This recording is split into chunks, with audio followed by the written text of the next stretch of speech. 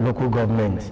And when you look at it critically, the essence of having these sole administrators, they are not for the people. They are there to serve the interest of the ruling elite then, which majorly happens to be military. And of course, we also had that period post-Oshoba era, where we have military governor with a deputy, a civilian deputy. And many a times you see that the commissioners were also handpicked. And in most cases, they were friends of the military administrator at different levels. Secondary school, higher institution, they bring everybody. Once you are just from that state and you are lucky that it is your friend that happens to be the military administrator, then you have everything to yourself. So when we now moved a bit away from that we now come into the civilian system, then you don't realize that people started clamoring for local government administration, because ordinarily, like you have said, the first tier of government that people should claim towards happens to be the local government authorities, without necessarily talking about how we handle it eventually. Okay, Professor, mostly before you come in, we are having signals that one of our reporters on the field, that is Moses Ojeomi, is on standby to give us early morning report of what is happening in his area where it's covering, is in Ijebu side. Okay. Good morning, Matthew. You meant Matthew Shoumi? Mm-hmm. Matthew Shoumi, sorry. Oh, okay, sorry. Good morning, Matthew. Oh, you are not audible yet. If you can hear us, we can't hear you from the studio here, so maybe we need to perfect that and then return to you for that report that you have for us. Is first among equal to give us a report from the field where it's covering. Matthew Shoumi, can you hear us now?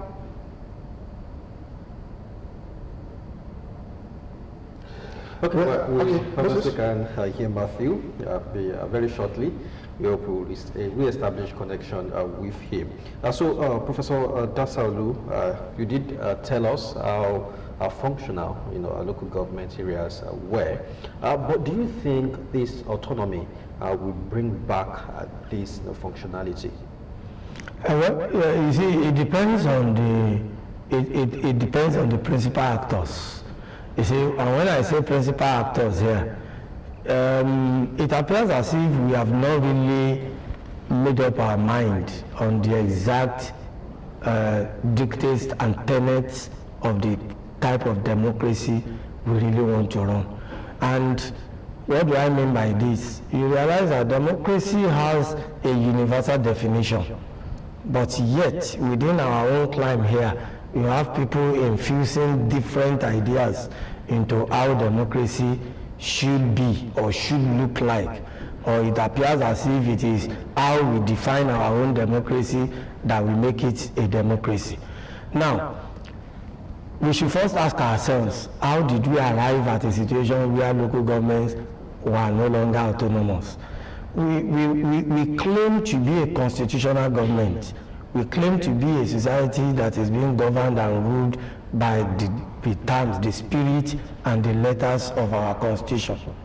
But you don't realize that at a point in time, this local government, the autonomy of local government was taken away, and nobody up to today, nobody had been held accountable for that. And that means that even as civilians, we can then say that we have powers, inherent powers to suspend our constitution, and we still claim that we are in a constitutional democracy. So that area is a different thing entirely that we will not go into today. But let's just take it at the surface level and work on the principle that we need local government autonomy. Now that, you see, what do we mean by this autonomy itself? Autonomy means, as the chairman, you too can be referred to as executive chairman, even though some people are bringing up with the argument that there is no executive governor in our constitution, that what we have there is constitution. But when we start saying executive this, executive that, then we also give them that power that the constitution did not give them. But how much we are able to go into that one, maybe in different conferences, we will go and interrogate that as well, to really ask ourselves that our governors, even the president, in our constitution, what you have there is the president. So, but we have been able to bring in different terminologies. We have been able to coin a lot of things that actually conferred, I will not call it executive now, is a superpower. Okay, but Professor, sorry that I need to interject you. Do we now need all the legal procedures that the country went through for the Supreme Court to now make that pronouncement that local government should be autonomy? You refer to the Constitution in these remarks. The Constitution is clearly stated, or as clearly stated, that there shall be 3 tiers of government: the federal, the state, and the local. And the local government also have their own functions to perform. But at a point in time, these functions were hijacked by state governments, and that paralyzed local government administration in Ogun State. So do we still need to dissipate so much energy to the level that the Supreme Court has to give a verdict that local government must be autonomous? Exactly the point. Exactly the point we are making. You can see that we have the spirit and the letters of the Constitution. And when you look at it now, it then appears as if Nigerians or our leaders decide to choose and pick. Now, the question is, do we need the Supreme Court? Definitely, we do not need the Supreme Court, because the Constitution is very clear about it, what it should be and how it should be done. But because of whims and caprices, some individuals decided that this is the way it will be. And just like I said earlier, there was no consequence. And because there was no consequence, and that's why in the normal parlance they will say that if lies have been traveling for a long period, at a point people tend to take it to be the truth. So you now realize that most people then believe that what we were doing was the right thing to do. But it now took the Supreme Court to make a pronouncement. However, let's ask ourselves, what happened immediately after the Supreme Court judgment? Okay, Professor, given the ruling of the Supreme Court on July 11th, 2024, that autonomy that was pronounced, is this autonomy absolute? Does the state still have maybe a hold on local government? Because it's still not clear, particularly with the joint state accounts, how would that be operationalized? So is this autonomy absolute? Fine. I will answer that question by asking that we should also ask ourselves, the autonomy of the state, is it also absolute? Is it meant to be absolute? Now, let's contextualize it. Each state is meant to be autonomous and is meant to be independent to a large extent. Because when we are talking about the whole and you are talking about a part will always be part of the whole. So which means even when you are claiming independence for a part, you still have to contextualize it within the structure of the whole. And that is where the whole now take superiority and larger circumference rather than the parts. And that is why even when you look at Nigeria as an independent state, you see that we are still under a bloc, West Africa. We are still in another greater thing, OAU, Africa. Africa is also part of the global construct. So that now tells us that, coming back to local government autonomy, when we say autonomy, there is nowhere where freedom is absolute. And that's why we say where someone's freedom ends, that of other starts. So which then means that there are certain things that no person, nobody can do in isolation. However, what we are saying is that the preponderance of activities in a particular local government should not be determined by bodies outside the local government administration. It does not mean that there cannot be collaboration. It does not mean that there cannot be handshake across local governments. It does not mean that each local government can do anything it likes, because there is a grand norm that still covers all the local governments. But in terms of autonomy, what we are saying then is that how do you control your finances, or who controls your finances? That joint account thing that you just mentioned, you see, it is our leaders that misconstrue it. It is not that they say, let all the monies come into a purse and somebody will now start distributing it to them. No. What they are saying is just like what we call the federation account. Is just saying, okay, bring a portion of yours, bring a portion of yours, let's pull it together. There was a time we had that local government chairmen, they came together and they were making contribution. I don't know, I think it was 5 million naira per local government at that level. So that at the end of the day, what that account is meant to be for. Maybe sometimes there are, not all local governments are equally endowed, so to say. And because of that, even though if you interrogate that one too further, there will be a problem, because there are conditions under which a particular geographical entity can stand as a local government. So if you now turn up again with an argument that there is a local government that cannot be self-sustained, then there is a problem. Because when we are doing delineation of constituencies, there are certain rules, laws that must also be followed before we can say you can be a constituency, this group, these people can form a particular local government. So the argument should not have even arisen that there is a particular local government that cannot match up to any other local government. Okay, but Prof, sorry to interject you again, but we have had cases in the past in which some state governors then were telling the public that some local government were getting zero allocation. Zero allocation in the sense that some of them had gone public to go and get loan and the likes of that. And so when their money is coming, the first land child, don't also forget that it is from the local government allocation that the traditional rulers are equally paid. So when all these first land charges are removed, some of them will come down to ground level of not having any money to run the administration at that level.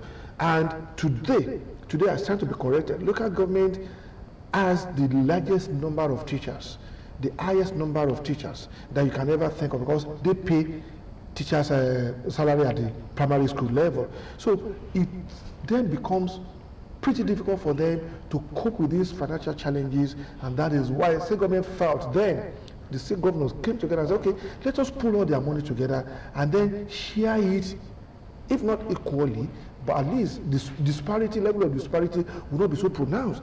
And every local government will be able to now run smoothly, seamlessly, without any financial hiccup on the road. Thank you very much. In Yoruba parlance, our elders will say, "Ìwọ̀n ikú ni wọ́n ìtẹ́." Ohun tí ènìyàn bá ní ló fi ń ṣọkọ ìyàwó ẹ̀. The essence of that proverb is to let us know that, come, you must not at any point in time do beyond your capacities. Now, let's now look at it generally. We have the National Planning Commission. And the essence of creating that is for government to plan, to have a population census that will actually tell us the geographical spread of people. And it is from that we now have delineation of local governments, constituency, and even state governments also make up their mind that, come, we have to plan our state so that we will be able to know how to distribute resources. Now, when you are distributing resources, because I want to really quickly deal with this issue of teachers and all these things, you realize that, let's take Abeokuta for example. If you say Abeokuta South, and you know that we are supposed to have, let's say, 50 secondary schools. By the time you want to cite those schools, you have to first remove politics. You don't create school or put school somewhere just because of political interest. Now, before we got to 1979, before we got to Onabanjo secondary school level, when we had so many, you realize that what happened is we can count the number of secondary schools that we have in Abeokuta, and when you look at the location of these schools, look at Abeokuta Grammar School, look at Baptist Boys High School, look at African Church Grammar School. Now, when you look at the topography of Abeokuta, the landscape of Abeokuta is such that what you now call Abeokuta North, when you zoom in towards Shaje, you have Baptist Boys High School there. When you now zoom it back towards this Yanamoshari, Diaba, Shakon Central, you see Abeokuta Grammar School. Now, that was the time that we also had Agunde Victory High School at the outskirts of Abeokuta. Agunde is actually under Abafemi local government. You see, but nobody calls that place Owode. Nobody calls the place is Magbon Abeokuta. But you see, that's why I say let's leave politics and political arrangement for now. When you move towards Obada Itaoshi, then you come across Premier Grammar School. You see St. Peter's College. So that tells you that when you are living in any particular environment, there is a school for you to attend. Reverend Kuti Grammar School was there for people that lives around Ishabo, Shokori, Nawarudin, up to Ijema Badu. So you can now see that people trek from Isalejeun to attend Reverend Kuti Grammar School because you do not need to even take a taxi to your school. And that was the principle. And that was the reason why when you now say that Abeokuta South, for example, had the largest number of teachers, then you now ask yourself, have we bothered to actually look at the location of these schools and see whether we are not having schools within school, or whether we are not having schools that sometimes you have two schools side by side, and you'll be asking yourself that of what value will these two schools be eventually. Look at Ijemotitun High School inside housing. Come out, you see McJob. Immediately after McJob, you see Patterson. From there, you see AGGS. So you now have cluster of secondary school within a particular space, for example. So that means the state governors there were, we can say they are justified by saying the financial burden of this local government necessitated the joint allocation account. Okay, I think we have to go on a short break. Oh, okay. Yes, we'll be back shortly. Please stay with us. All right.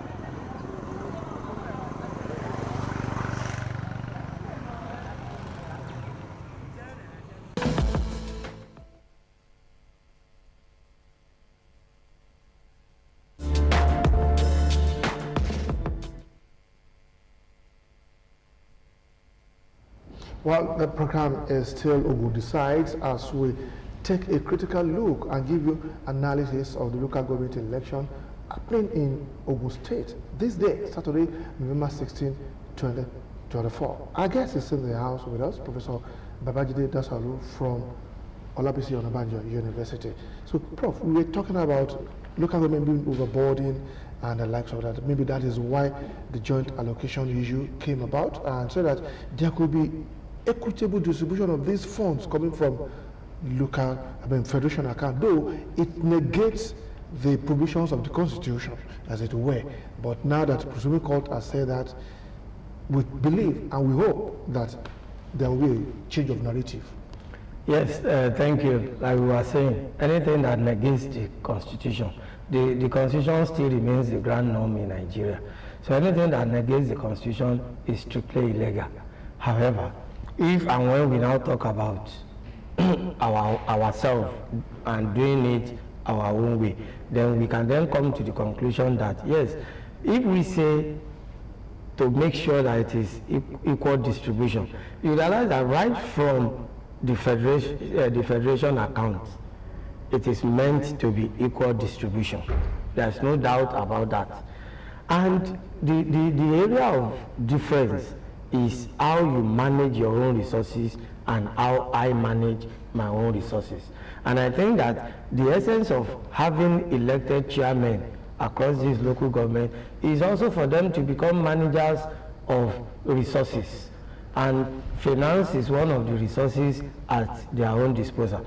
So, and that is the reason why, as we are going into this discussion, we also still talk about the real importance, the real essence of having cerebral people manning our local government. Because whatever happens, whatever is the action or inaction, then it also affects the people, definitely. So, and because of that, we have the view that local government autonomy is necessary, is important. We do not need to wait for the Supreme Court to talk to us about it. And now that the Supreme Court has spoken, I think the Supreme Court has spoken well. Oh, okay. We are getting signals also from one of our reporters on the field, Emmanuel Dasalu, who is covering around Odo area to give us updates as the election progresses in Ogun State, the local government election. So, Emmanuel, good morning. Good morning. All right. Okay, yeah, we can see. So, some people behind you there, and can you just update us and update Nigerians, particularly Ogun State residents, as to what is happening in your area?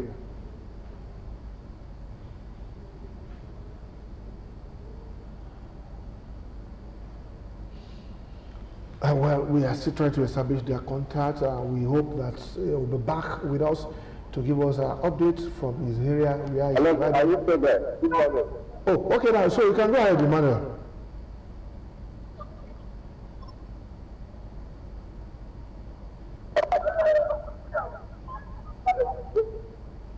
Emmanuel, can you hear us? Okay, we'll come back to him, Professor. So let's begin to look at some other details of this local government election. People who have always been eager to be part of the electoral process in Nigeria, but you cast your mind back to 2023 general elections, of course, the one that we also had in 2019. There was voter apathy in a way. About 22.something% elected the incumbent president in 2023. And that is not too good enough for a population of over 200 million. Of course, not all these 200 million are above 18 that can participate in the electoral process. But that is still far cry from the percentage that should elect a president of a country called Nigeria with such population. Are we also likely to see that play out at the local government level, knowing fully well that this is the government that is very close to the people? Yes, you can see me smiling. It's because each time we come to this level of discussion, we keep telling our leaders that whatever is worth doing at all should be worth doing well. And we keep on saying it, that we just need to practice advanced democracy.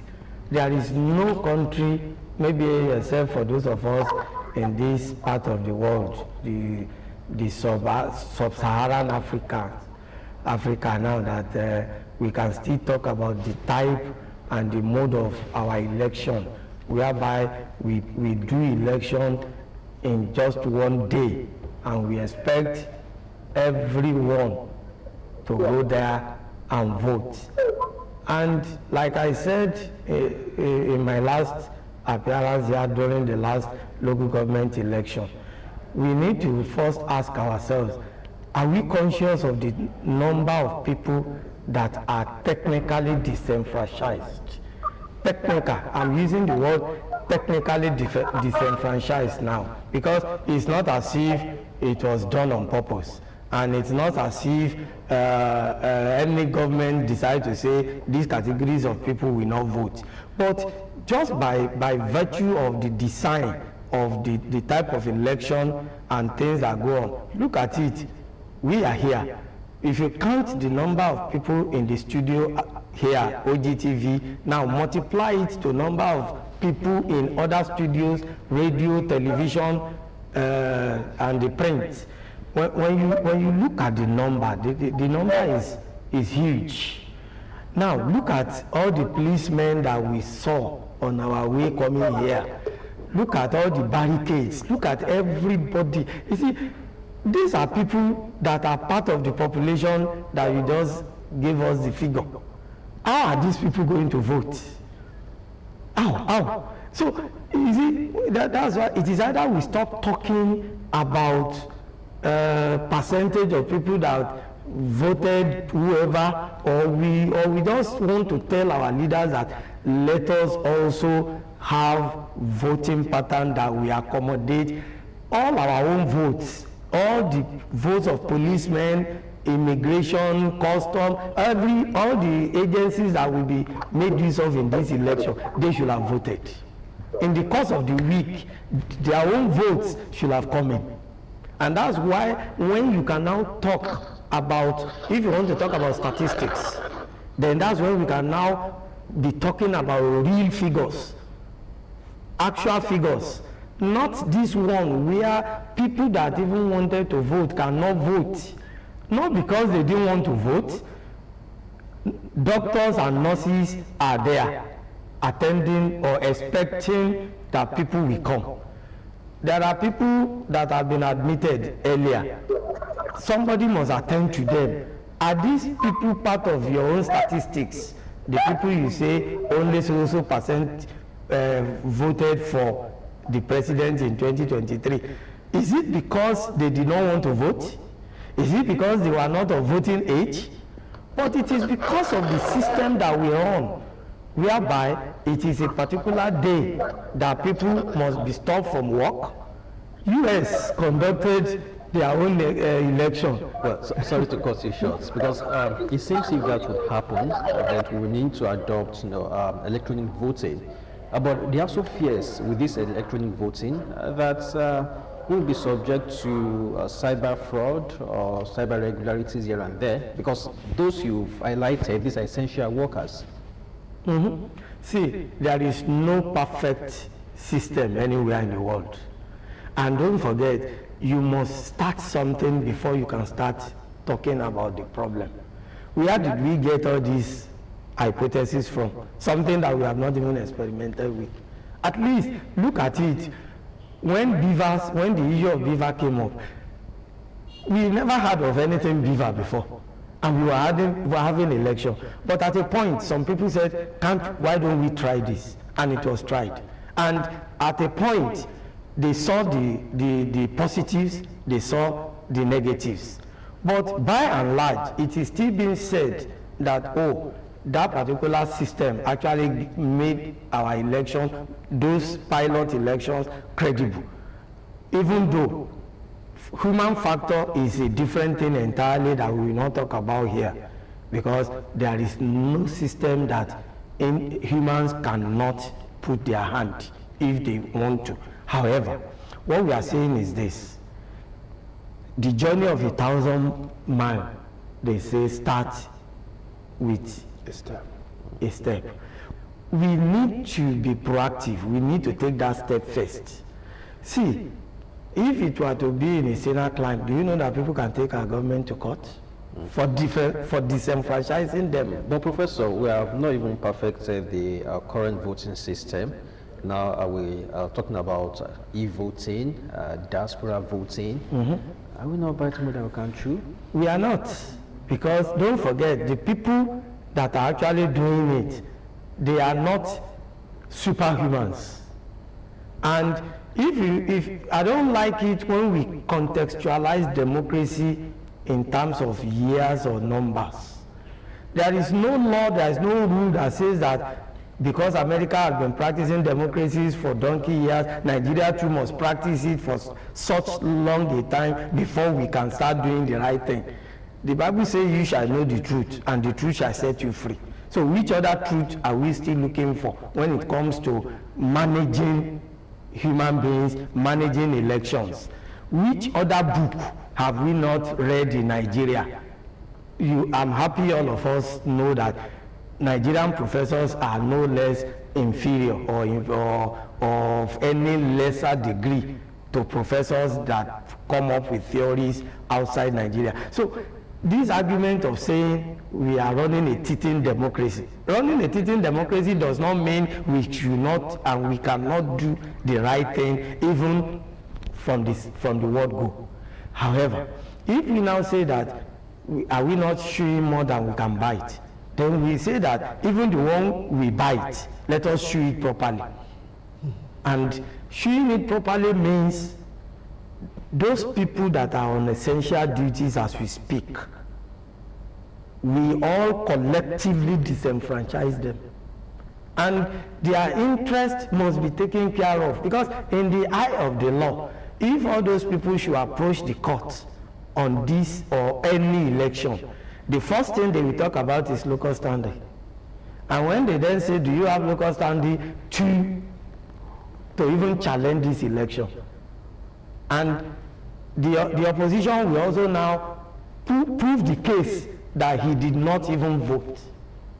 And when you did not participate in that voting exercise, that's where legal technicalities will start from, because they want you to see clearly that you have no interest in that election. Your interest, you cannot argue for an interest that you did not even make effort at enforcing. So if you call it right, they will say you slept on your right.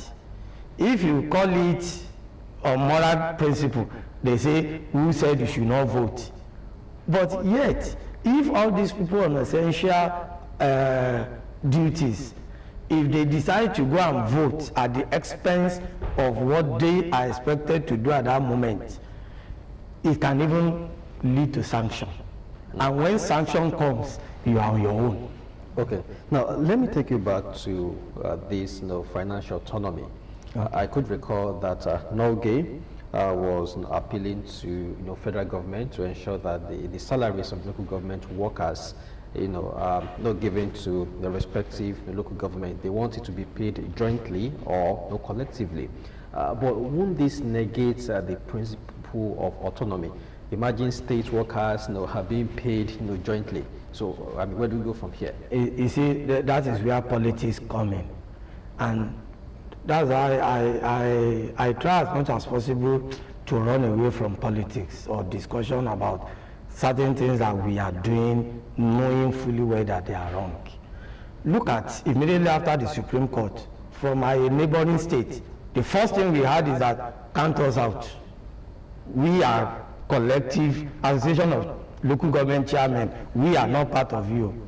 We are not, we don't. You see, a situation where you have such, where local government chairmen can come together, have a meeting, and try to dissociate themselves from the intent of the law as ruled out by the Supreme Court. In a Senate line, that action itself is something that can be subject of judicial. Sorry, we have to take a breather. We have one of our reporters also trying to give us update from the field there. Martin Shomi, good morning. Good morning to the Shureke. This is another important day for the people of the state, and the importance of the day is much more understood by the people who came out as early as possible to be part of the exercise in determining who will be the next chairman of their local governments and the councillors that will be representing their wards. I'm here at Ilishon Remo in the Kenya local government, standing in front of polling unit 13, where we have voters already waiting patiently to perform the exercise. But the OGSEC officials are nowhere to be found as of this moment. Okay. Sorry, but Matthew. people are still waiting patiently to ensure that Matthew, they partake in the exercise. Okay, so this is just about a few minutes to 10, and you said the Ogtv officials are nowhere to be found. You can see from the pictures, videos were sending across, people in clusters waiting to perform their civic responsibility. So, is there any information that you've gotten from somewhere as to why the officials are not there yet at 10 a.m.?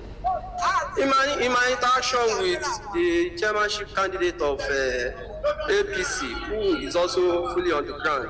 Matthew, sorry, be mindful of mentioning political parties at this point, because today is election day. So just say one of the political aspirants or candidates, as it were. So he made me understand the fact that they are from the fillers they are getting. The INEC officials are waiting in Abeokuta to get some of the sensitive materials that will be used for the election. So according to him, this is the reason why they are yet to arrive at the polling unit. Okay, so what are the people also saying? Are they that patient enough to make sure that they go through this exercise seamlessly by electing those that will govern them at the grassroots level? People are waiting patiently. They are just sitting around, discussing and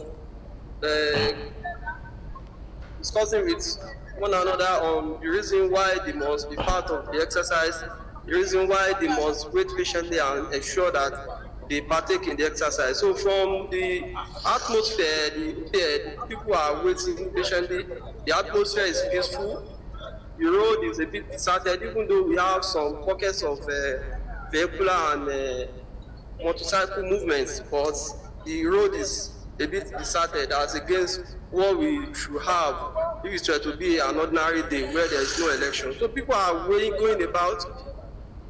Some are coming in to check if the voting has actually started, and once they inform them that Ogtv officials are yet to arrive, they put down a message that they will be coming back once the election starts. So those that can wait, those that have patience to wait are waiting, sitting around in clusters to ensure that once the Ogtv officials arrive, they partake in the exercise. But can you really tell us when these sensitive materials will arrive? And you said some people are waiting, while perhaps a few others left. Will they come back? And what can you really say about the turnouts? Because from what I can see from the screen, not really many votes. Is it because the materials have not arrived, or how upbeat are you that maybe more people are still coming? Because the materials and even the officials of Ogtv are yet to arrive. People are coming in trickles. Some will come.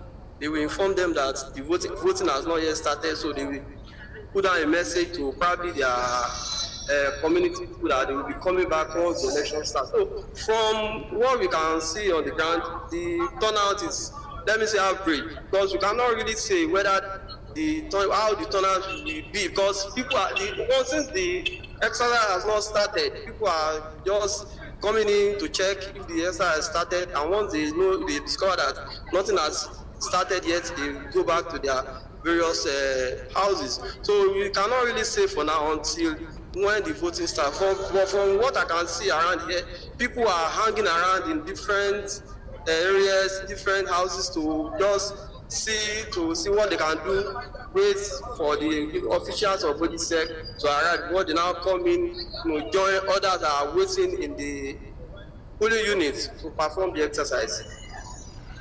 Okay, I think many thanks, Matthew showed me.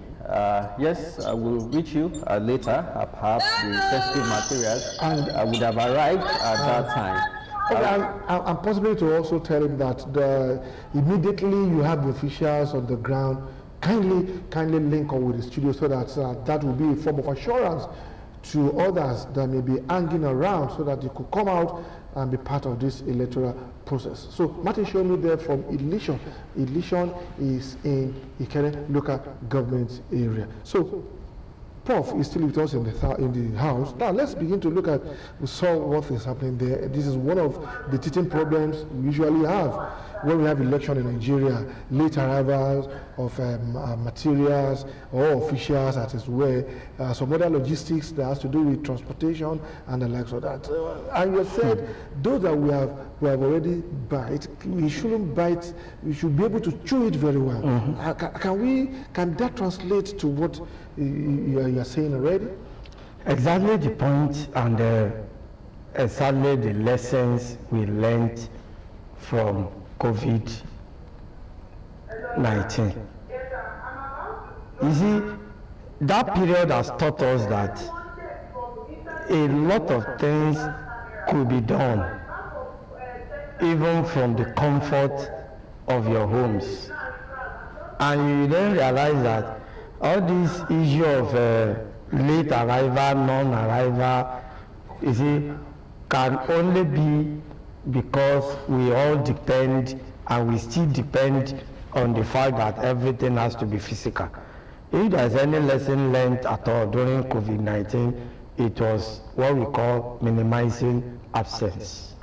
Minimizing absence in the fact that we no longer need to be physically present in an area before we do what we have to do.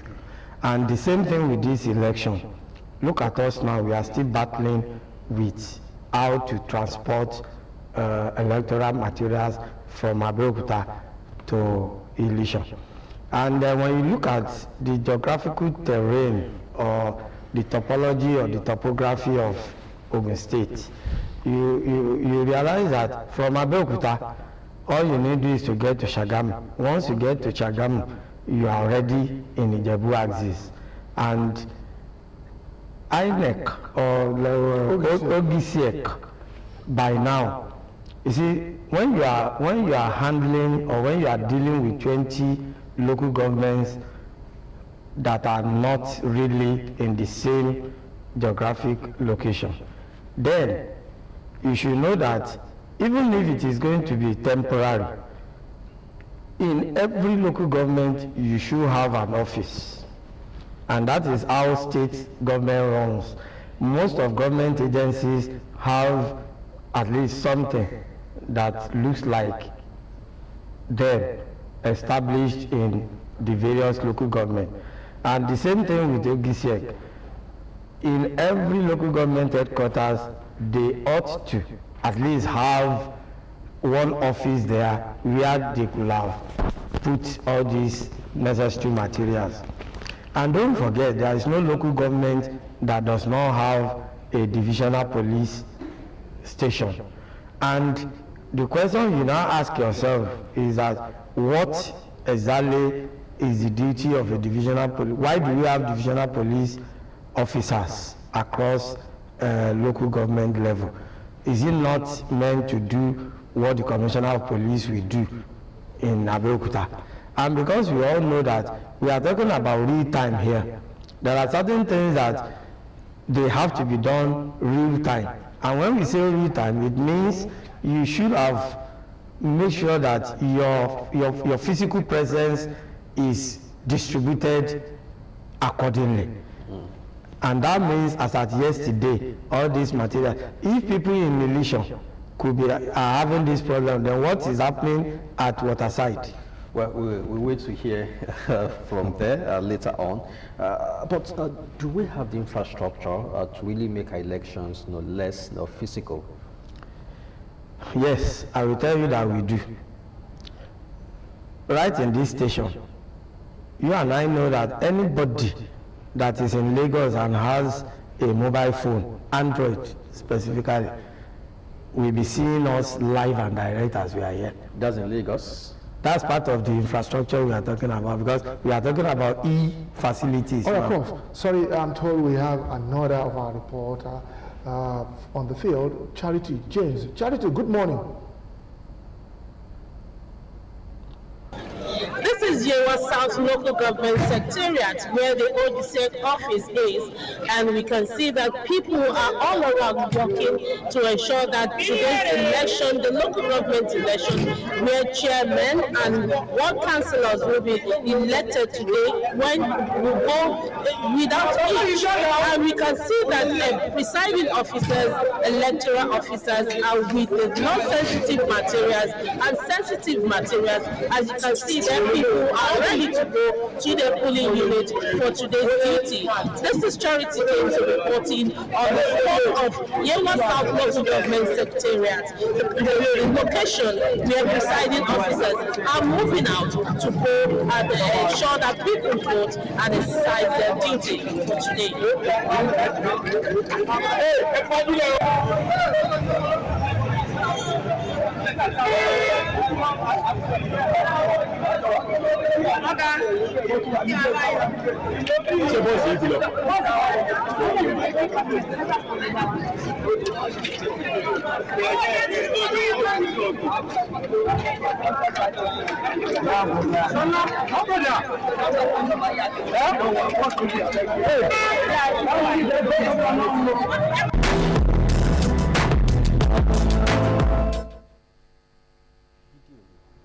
Okay, that has been Charity James from Yewa South. They're telling us, giving us up to speed reports from where she has been assigned to cover the local government election in Ogun State, taking place today, Saturday, November 16, 2024. Materials are now being moved out from the office of OGSEC at that local government level to different parts of that local government, where people are waiting anxiously and patiently to exercise their franchise in this election. So, Prof, we are still talking about the local government election, and very, very important to our people.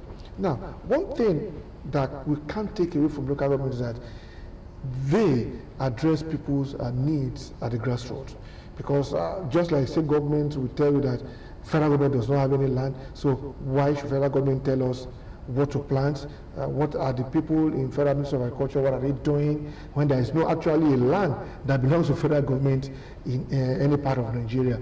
But this is not the case for local government, but local government have been so incapacitated in a way. Sources of revenue that local government also should be collecting have been hijacked from them. Market rate, tenement rate, and all of these. How will this local government, will they be able to perform their constitutional responsibility as we move into another era in Ogun State? Yes, that's why I keep on telling people that you have to decide what you want to do. We cannot continue to choose and pick. Many a times I sit down in my little corner and I start laughing when I hear governors when they talk. He who kills with the sword doesn't want anybody to take knife even near his own neck. You see, many a times what they are fighting for up there, they do not want any other person to fight with them. If we are saying that give state what belongs to it, and that even the federal government, we do not want to have any joint account with you, and for as long as federal government is not having joint account with them, except when we talk about counterpart funding, you then realize that the same state governors wants to control the resources of the different local governments. And that's what will now take us to the issue of saying, can the local government, how will the local government survive? How will they meet their what they are expected to do? So that's why the Yoruba people will say, before you use fire on another man's child, try and put it on your own body and see how it feels. But shouldn't the ruling, perhaps the ruling should have addressed this, because yes, are we going to talk about financial autonomy? We're also talking about how these local governments will generate revenue, because if they have the autonomy, really, they should be able to set up their own taxes and, earn more income to do projects. Yes, In the legal parlance, it is said that the court does not give what you did not ask for. The court is not a charitable house. The court will only rule on whatever is presented before it. The case that was taken to Supreme Court for adjudication is not about how local government will generate revenue. And don't forget, there are certain levies that are constitutionally provided for, that they are within the purview of local government. Just as you have responsibilities for local government, you also have, the law has also created those things that should belong to the local government. But you realize that sometimes when our leaders want to be selfish, they also injure the system. And what do I mean? In Nigeria here, we hardly pay radio tax, television tax. In Ghana there, I paid. When I was in Ghana working. PDP. This is 10 minutes after 9. Okay. What is happening here this morning? Really, we arrived at 7 o'clock this morning. We connect some people, they said they are on the way, but since that 7 o'clock, we've not seen them. And we are still waiting for them. People are waiting to perform their civil rights, and we will be happy if they come earlier to attend to us. Thank you.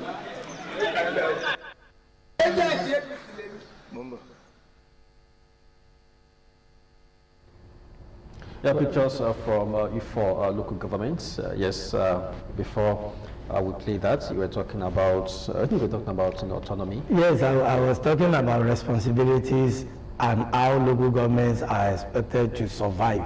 And I was saying that the Constitution made clear certain levies that should and must be collected by the local government authorities. And I was telling you that while I was in Ghana on my sabbatical, I paid television tax. In Nigeria here, we hardly pay. People don't pay. People don't even know that those taxes exist. And those taxes are monies that should be sent to Ogtv, OGBC, even to survive. Because that money itself does not belong to the local government. The local government is just to help to get the taxes. And the monies are meant to be sent to the appropriate institution like Ogtv and OGBC, because these are state-owned television house and radio house. So which then means by the time you now ask yourself, where do we pay these taxes? We pay, but I will tell you how we pay. If you go to local government now and you say you need to collect, let's say, indigenship certificate, then they will give you the breakdown. You have to pay this, you have to pay this. And I realize that TV license, or what we can call TV tax, is part of what they are collecting from people.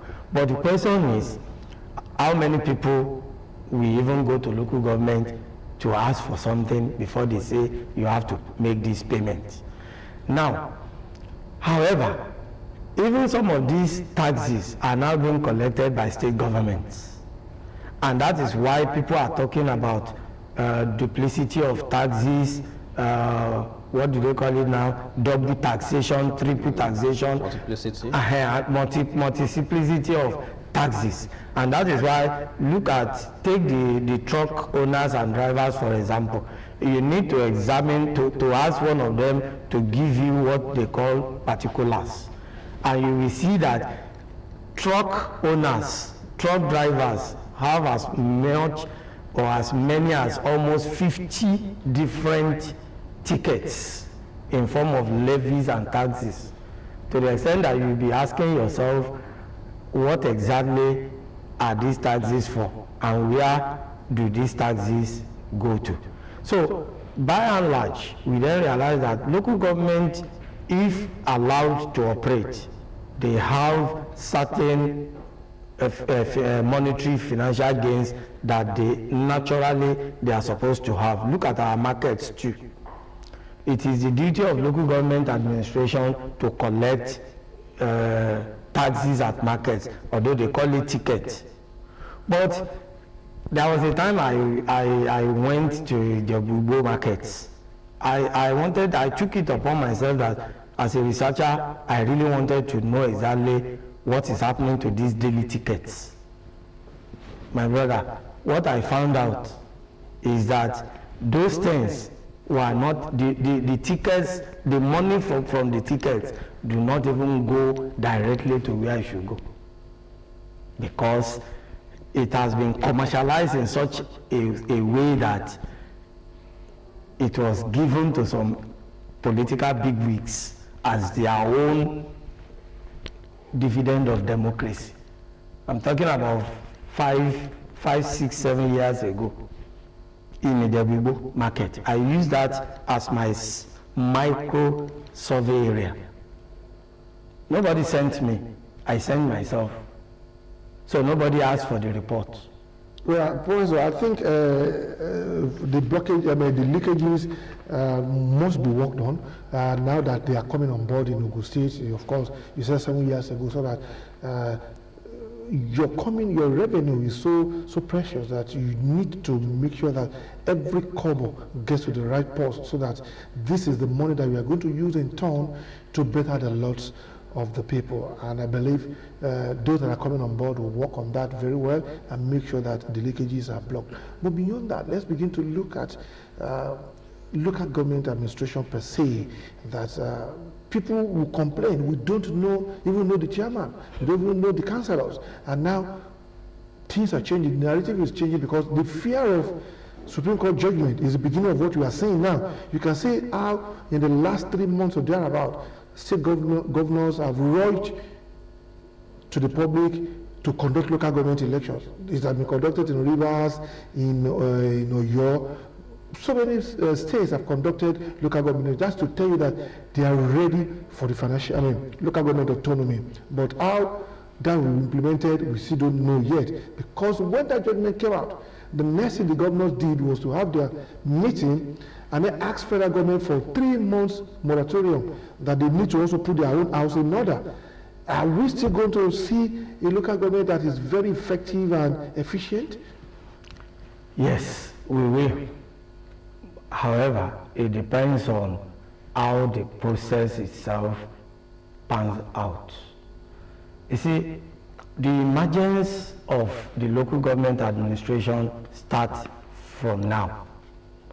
And when you have an administration at the local government that the people themselves put there, you will see that there will be that zeal to even support that particular administration at that level.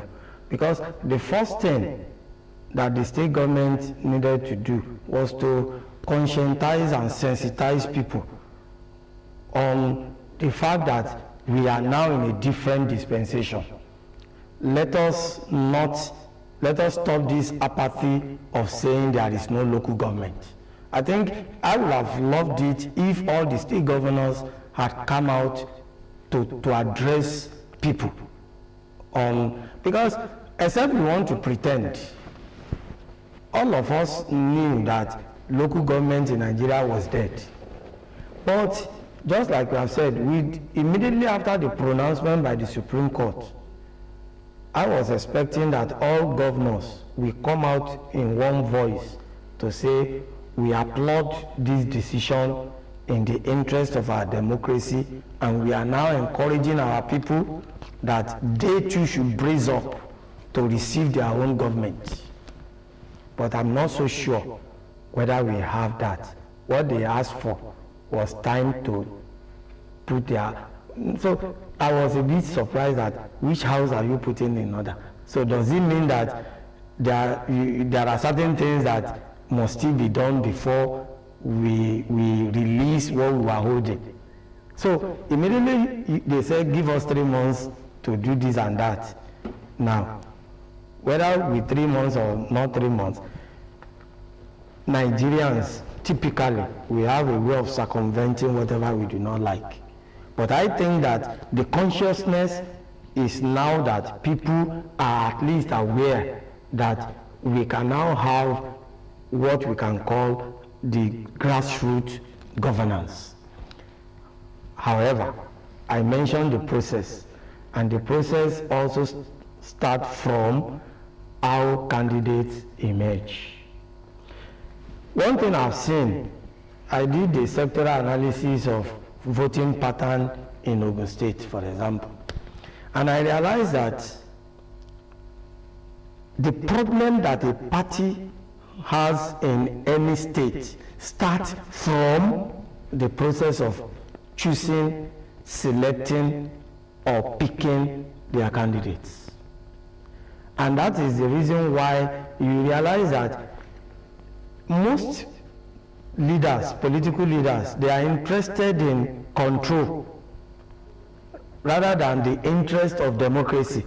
One is interest to promote democracy, another one is control. See, ordinarily it is seen as part of the permutation, political permutation, that when you are a governor and you allow your local governments to be taken over by just anybody, then you yourself, you are not safe in the next election. Not that you are not safe present, because local government has no power over your tenureship as a sitting governor. But local government also determines what happens in your next dispensation. And when you look at it, the local government administration in Nigeria is 3 years. That of the governor is 4 years. And political juggernauts already know that this has to do with permutation. Let's sit down.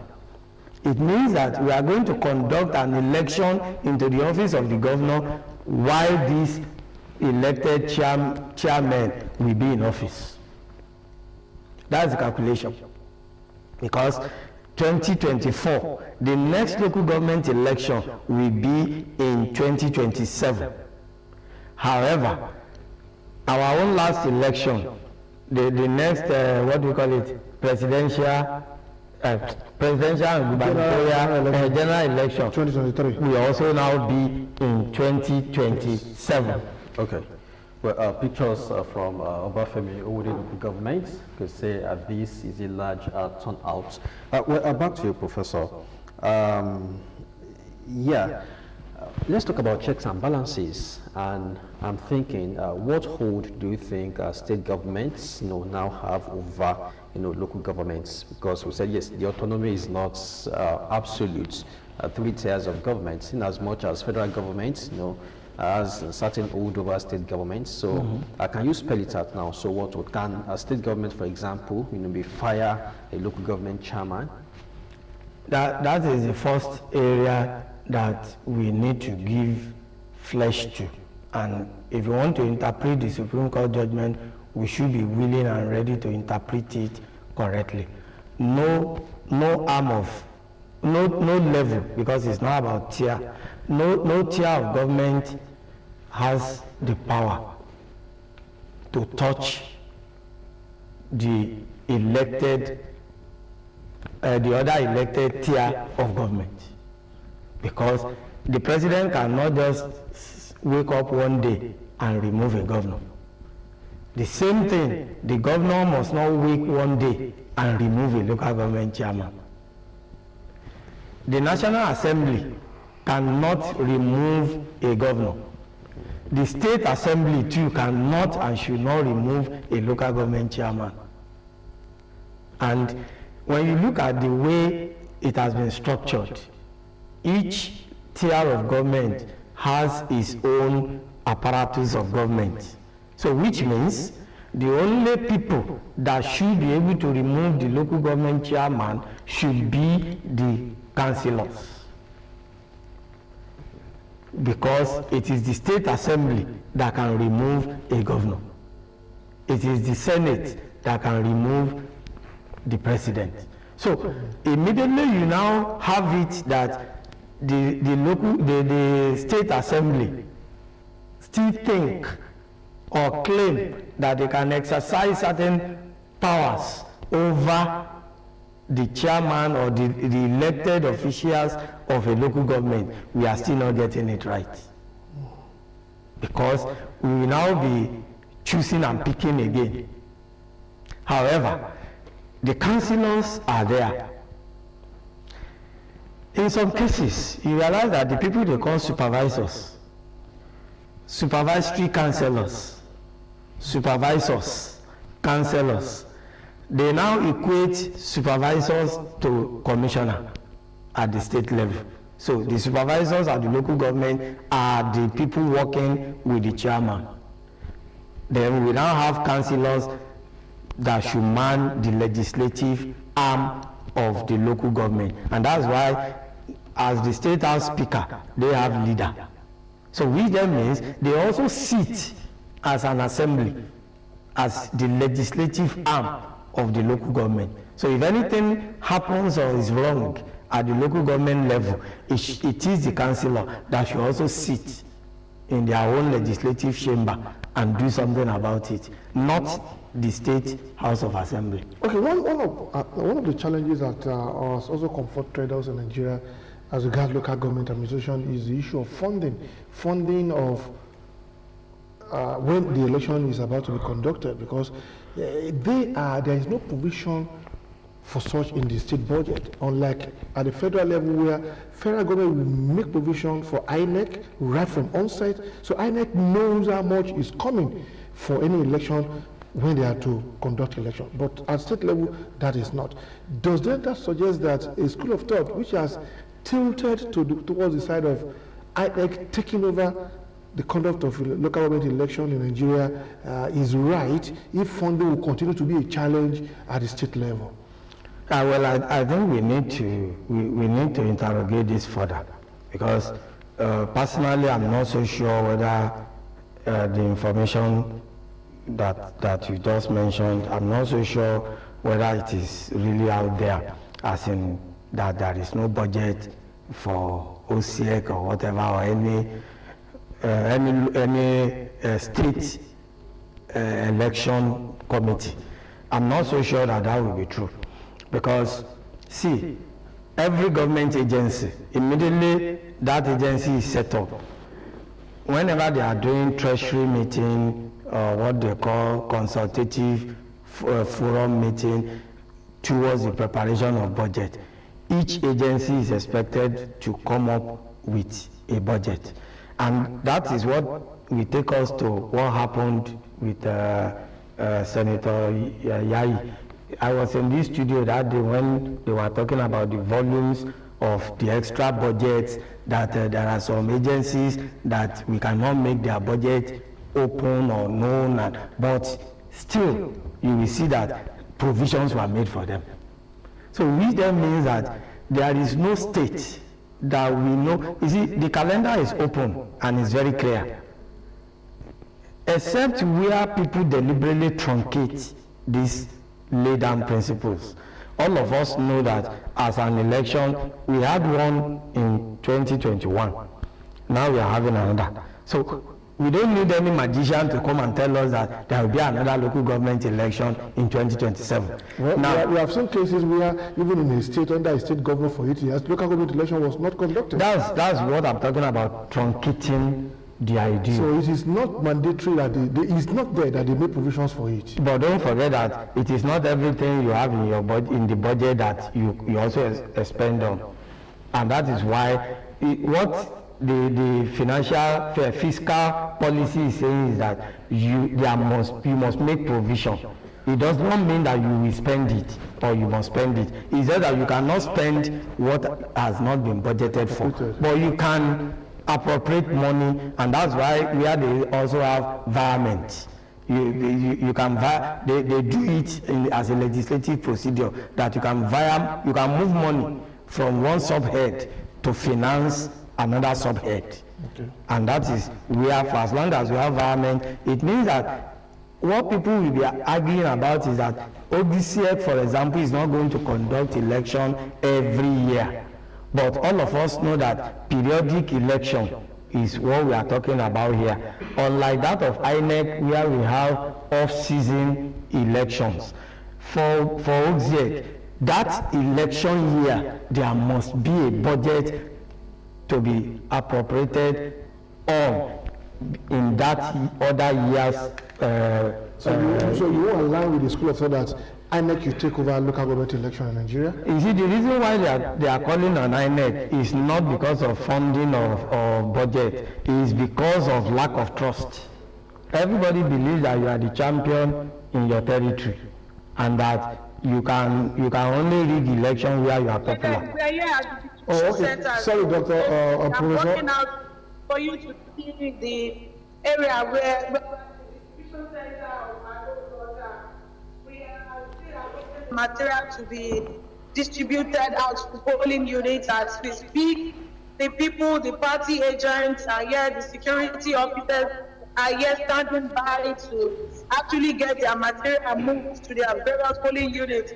As we speak, as we are looking at it, it is not likely to start in the next 1 hour or thereabout because we're here to see the OGCEC officials here who are supposed to be here to distribute materials.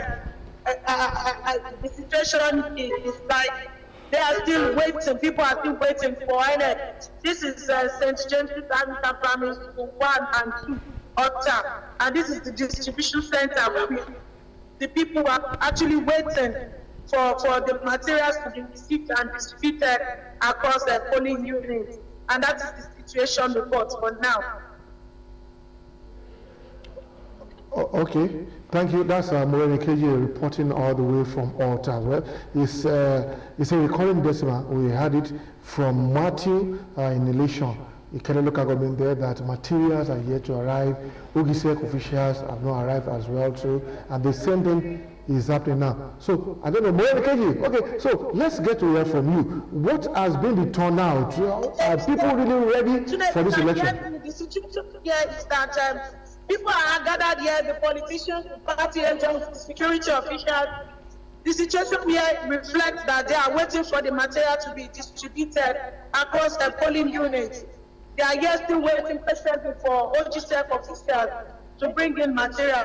That is the situation here today. You can hear me. KG, any correspondence regarding the arrival of the material? Have you heard from any, maybe the OGCEC, when exactly would the materials arrive?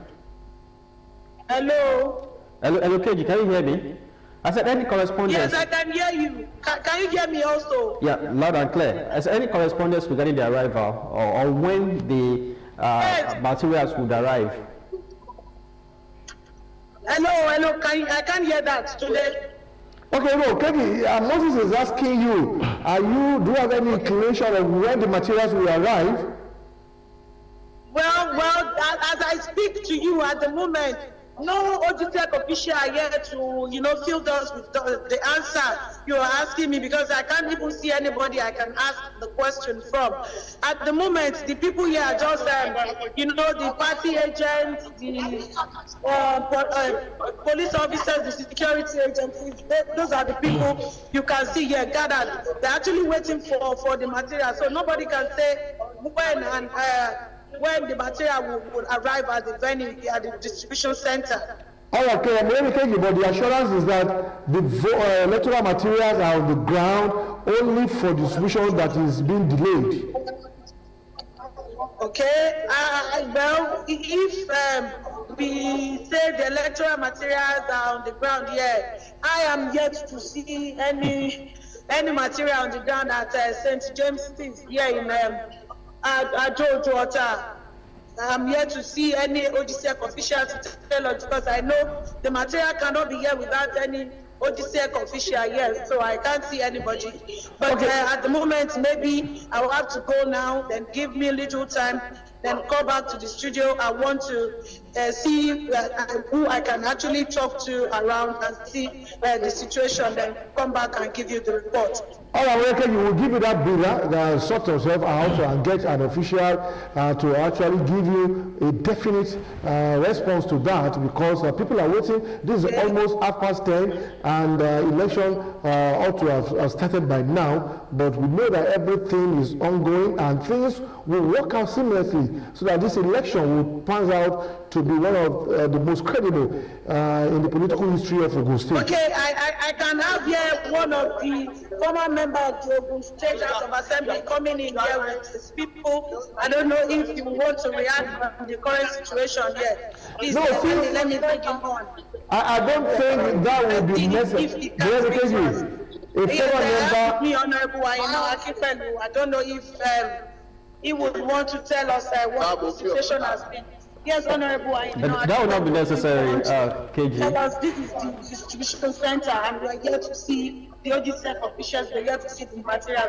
What's your reaction to this? Yeah, I think we are here to be present here at the rack center for Ward 1, which is the issue they are having over here at the government headquarters, which is the local government center. And I'll be there now. I just got that place in about 30 minutes now. So, as soon as they are through with that, sorting out of putting material, sensitive materials to see.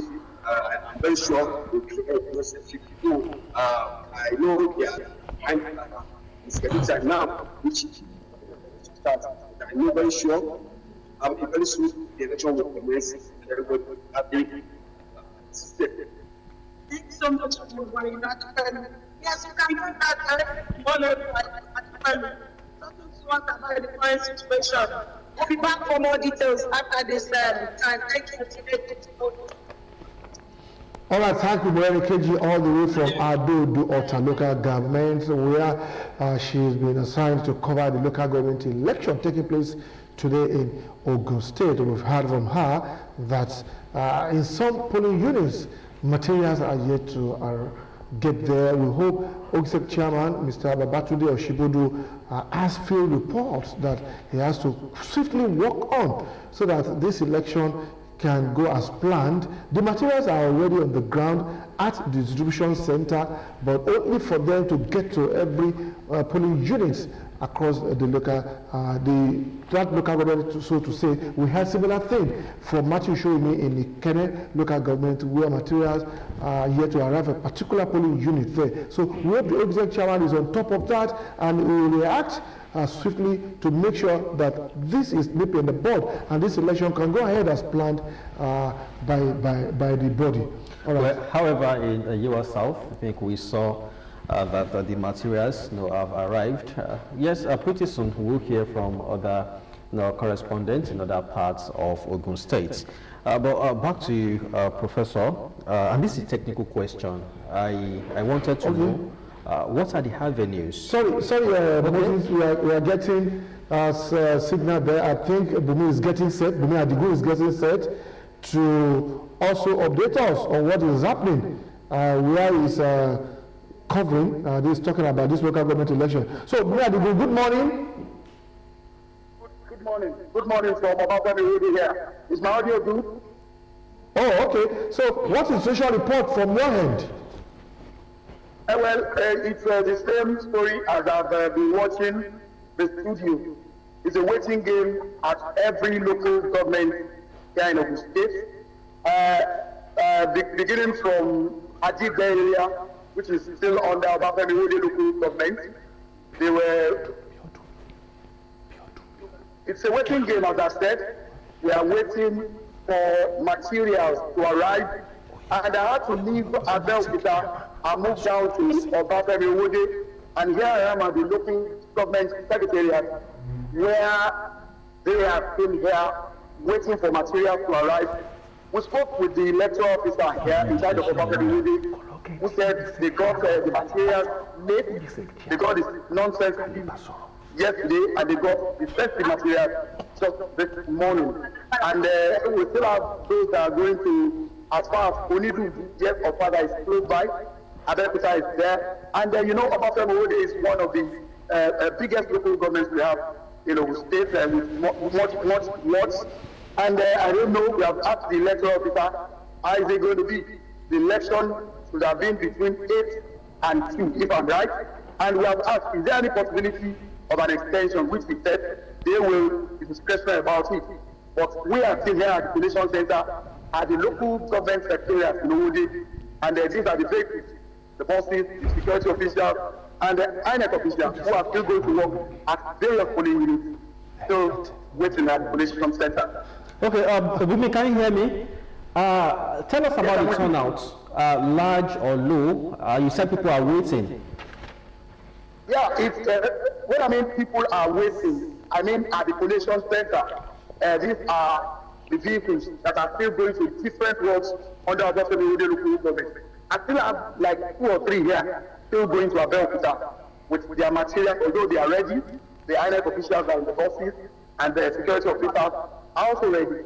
But those polling units will have visited, maybe because the materials are not there yet, but the situation now is that the election is yet to commence. Okay, now let's also look at this possibility. Have you been able to talk to any Ogtv member because they will have the first-hand information as to why we're having delay in the delivery of materials to all the polling units that are supposed to get them for this election? And of course, the second question is about what is the security situation like as well? Well, let me start from the second question. Security situation with what is on the ground here at the collation center. The security situation is superb. We have more police officers on the ground and they are ready to do the work. And as we are seeing them behind me, they are distributing them into those boxes to secure not only materials and to secure also the officer. As I said earlier, we spoke with the electoral officer, although it was political about it and saying because we are why are we having the delay in distribution of materials and people to go to their polling units, because some have been waiting at their polling units as I speak, expecting officers of OCF to come and begin elections.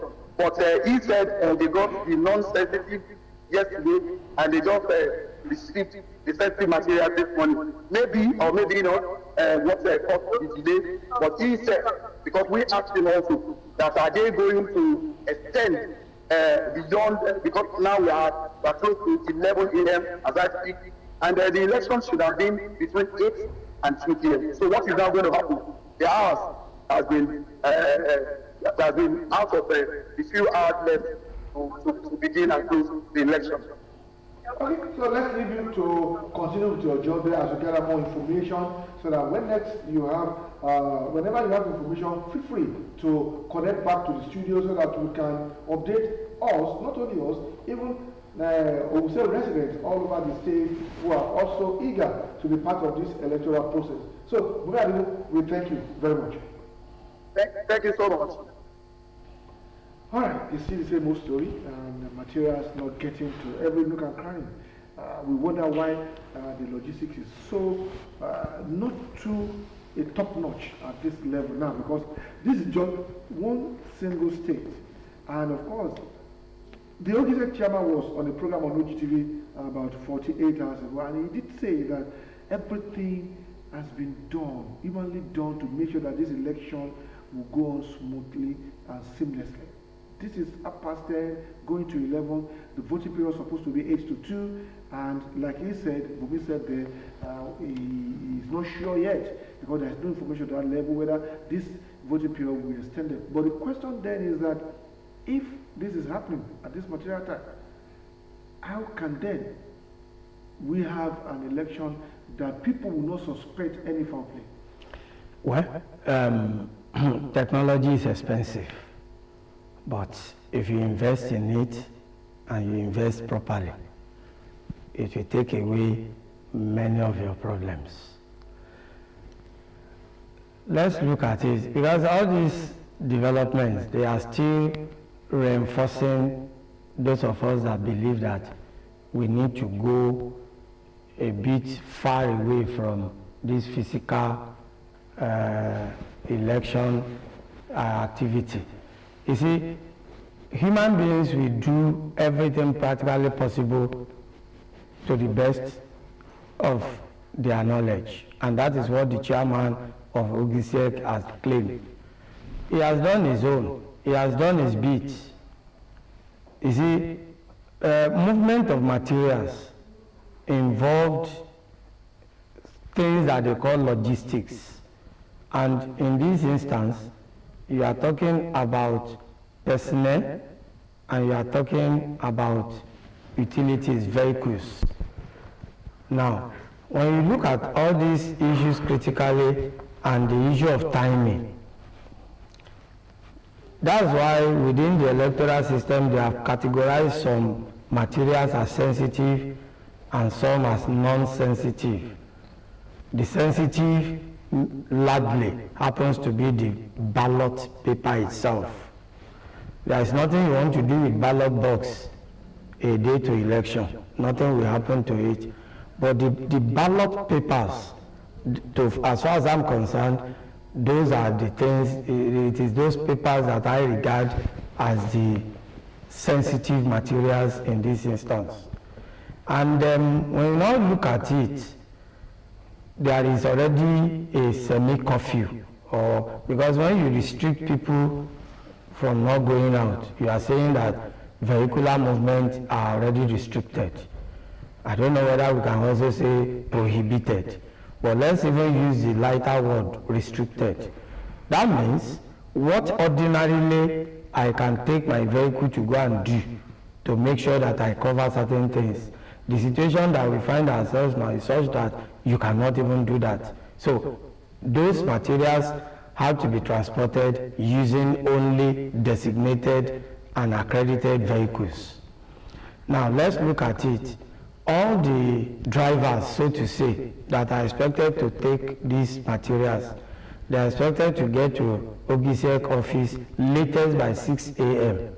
So the question becomes, who makes those people comfortable? Who feeds them?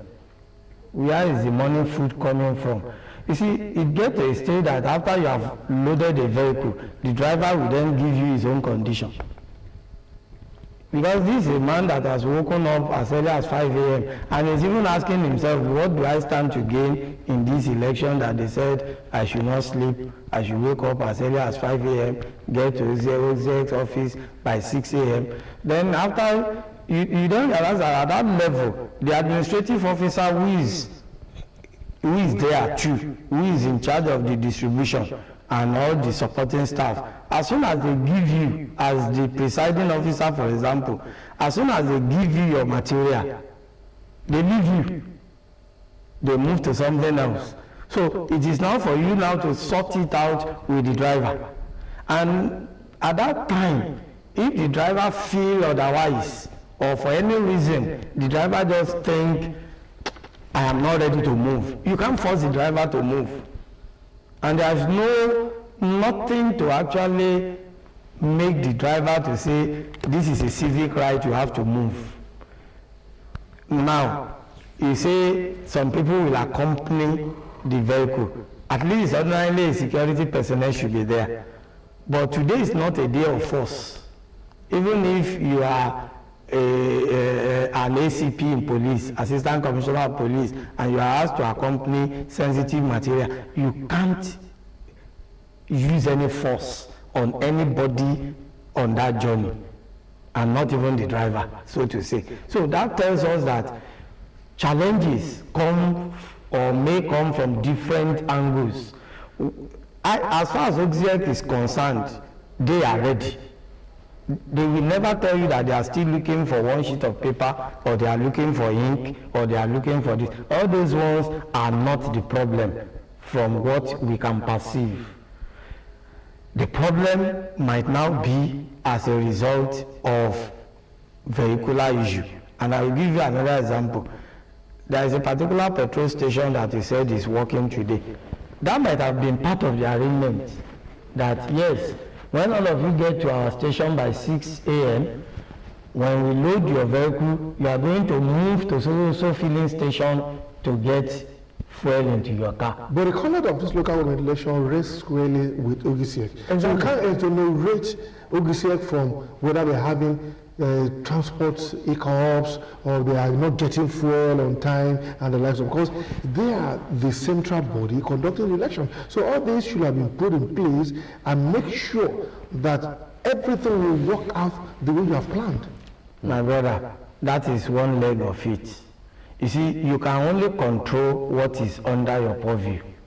And with this, I am saying that the issue of transportation, I can tell you for free that OGSEC does not have control over it. But it's somewhat still within their purview because the delivery of sensitive materials, the overall conduct of the election.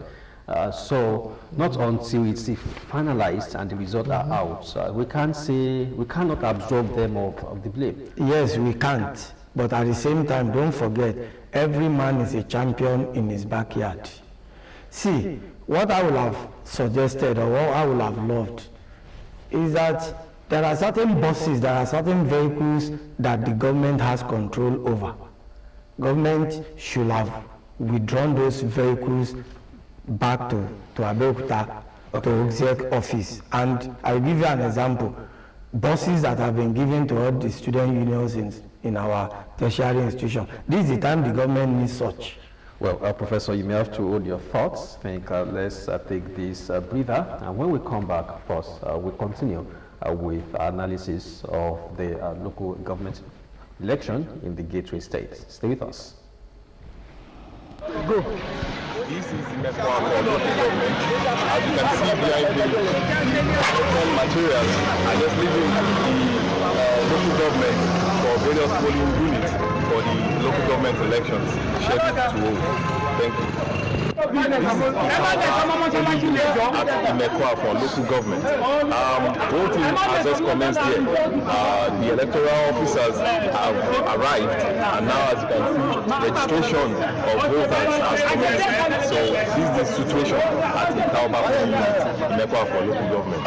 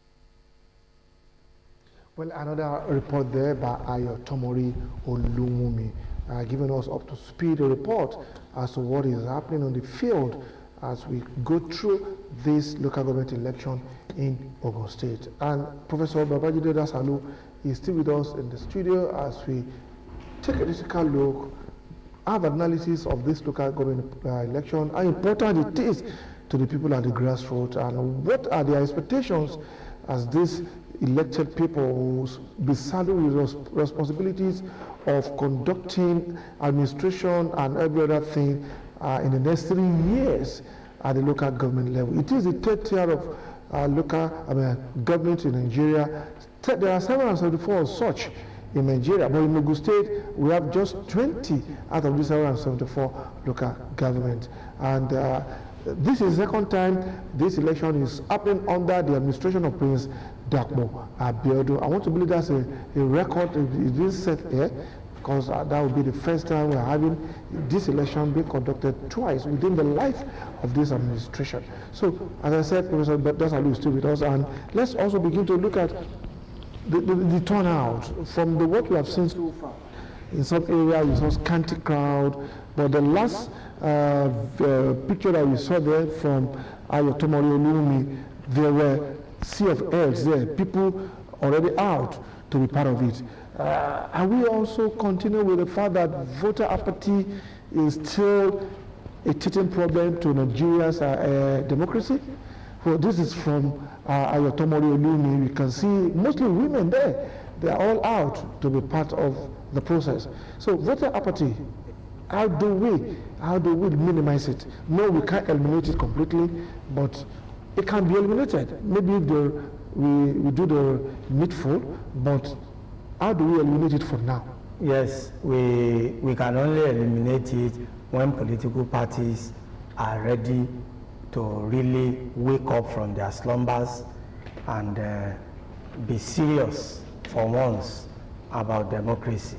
You see, the tripod upon which, the legs upon which democracy rests, political party is one of the tripod. And when you now see political party members or political parties who are not really serious. Sorry, what your thoughts? Moses calling from Bafemi Owode local government area. Good morning. Hello, good morning. Yeah, go ahead, Moses. Good morning. How are you doing, sir? Yeah, we are fine, obviously. Yeah, I want to thank you for the program you are doing. You're giving us the opportunity to listen to what is happening across the state. God bless you tremendously. But I want to express my dissatisfaction in Ogun Clearing Ward under Abeokuta local government, not quite far from the secretariat. As I speak with you, there is no single material, no single voting official to conduct the election. And I want to believe this is not employed to decentralize us. And at the end of the day, we are now some sort of winner. I don't get it. What is happening? What is happening? We have limited time to vote today. By the time the time elapses, they will tell us that the voting has closed. And by tomorrow, they will announce somebody as the winner when we have not voted. After this time I speak with you, no single material, no single official. How do you go about it? I watched from your live update at the Ogtv secretariat, where the materials are still are submitted to a level. Where do they want to move the material away from that place? If not for your program, we would have known that the materials are there at the secretariat. And the secretariat is just about 15 minutes drive from this our polling unit. Okay. All right. You don't have material. How do you go about it? Okay. Moses. Authorities. Those that need to know about this for them to make the necessary corrections. Thank you. All right, thank you, Moses, very much for that vital information. Just as we have also, you have seen and watched on Ogtv that materials are there in the Bafemi local government, just about 15 minutes drive from where you are to the secretariat. So we want to believe too that OGSEC members are also watching this program at this time, or if they are not watching, some people are watching that will also get the information across to them so that they can speed up the delivery of materials to every nook and cranny of the state so that this election can go as planned, so that there won't be any issue of having a trust problem or what have you. But you can be rest assured that the needful will be done. People are watching and actions are being taken to make sure that this election goes as planned. Moses? Yes, back to Professor Dasaolu. I was going to ask you the other time that what are the avenues for accountability now? I know that in some states they also have this financial crime commission. Can state government probe if there's a corruption allegation leveled against local government chairman? Because I don't think they have immunity like the state governors. So it's a bit technical. Well, if it comes to issue of fraud and all these things, don't forget that you always have this. One, it starts from public complaint commission. Two, at the state level, states are also okay, Prof, again, we need to interject. So we have Adeleke calling us from Ifo. Adeleke, good morning. Good morning, sir. Good morning, Adeleke. Please, can you go ahead with your contribution? Yes, my contribution is based on the fact that that speaker, I think it's Professor, I can't remember the name. Professor Dasaolu. Yes, I was talking about voters apathy, and he blamed me squarely on the political party.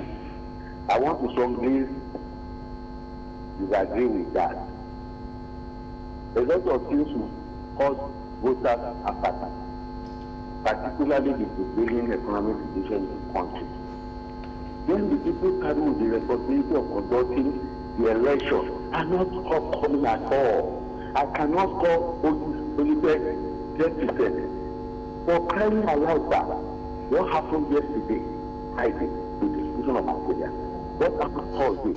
If you are talking about sensitive material, all of us understand that this election is not as volatile or as serious as the national election, where the competition level of competition is so high. If you ask me that, because I'm a grassroots person and I move around, this morning I move around within my local government without violating the law. With the only Buddha around me. Okay, I think Adeleke has made his point. He's also talking and about. And I watched your program now, some local government are just putting their material now. What is to be said is, you should accept the failure fairly and don't blame the apathy on the political party. That is the first and to make that. All right, thank you, Adeleke. Well, I don't think Ogisek at this point we want to accept should be blamed for anything for now, or accept any failure, because the voting period is between 8 and 2, and you can be rest assured there will be room for flexibility. There could be adjustment in the voting period beyond 2 o'clock, so that nobody that is actually out there to vote that will be disenfranchised. So you can't really say now that Ogisek you score them 10% until when the election has been concluded, results are now. That is when you can begin to look at how you place your scoring system, so that you can now put Ogisek where it belongs. But let's put our fingers, let's cross our fingers and make sure that this election goes as it's planned. Play your part, be out there. Moses Prof. Yes. Well, before I even come back to him, the last speaker talked about whether we cannot hold party responsible for voters' apathy.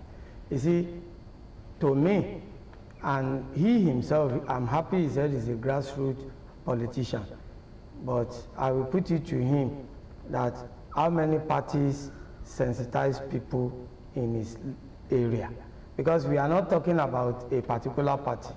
We are saying that did party at the party level, do they even go out there to reach out to people, to talk to them? What do they do at the campaigns? I monitor campaign because that's also another research area for those of us in academics, because we ask ourselves campaign patterns and strategies towards election. When they ask people to come to a place for political party campaign, then let's say that they want to spend 5 hours there. Let anybody challenge me. They will spend 4 hours singing different types of songs. They will spend 30 minutes exchanging banters among the people that are there.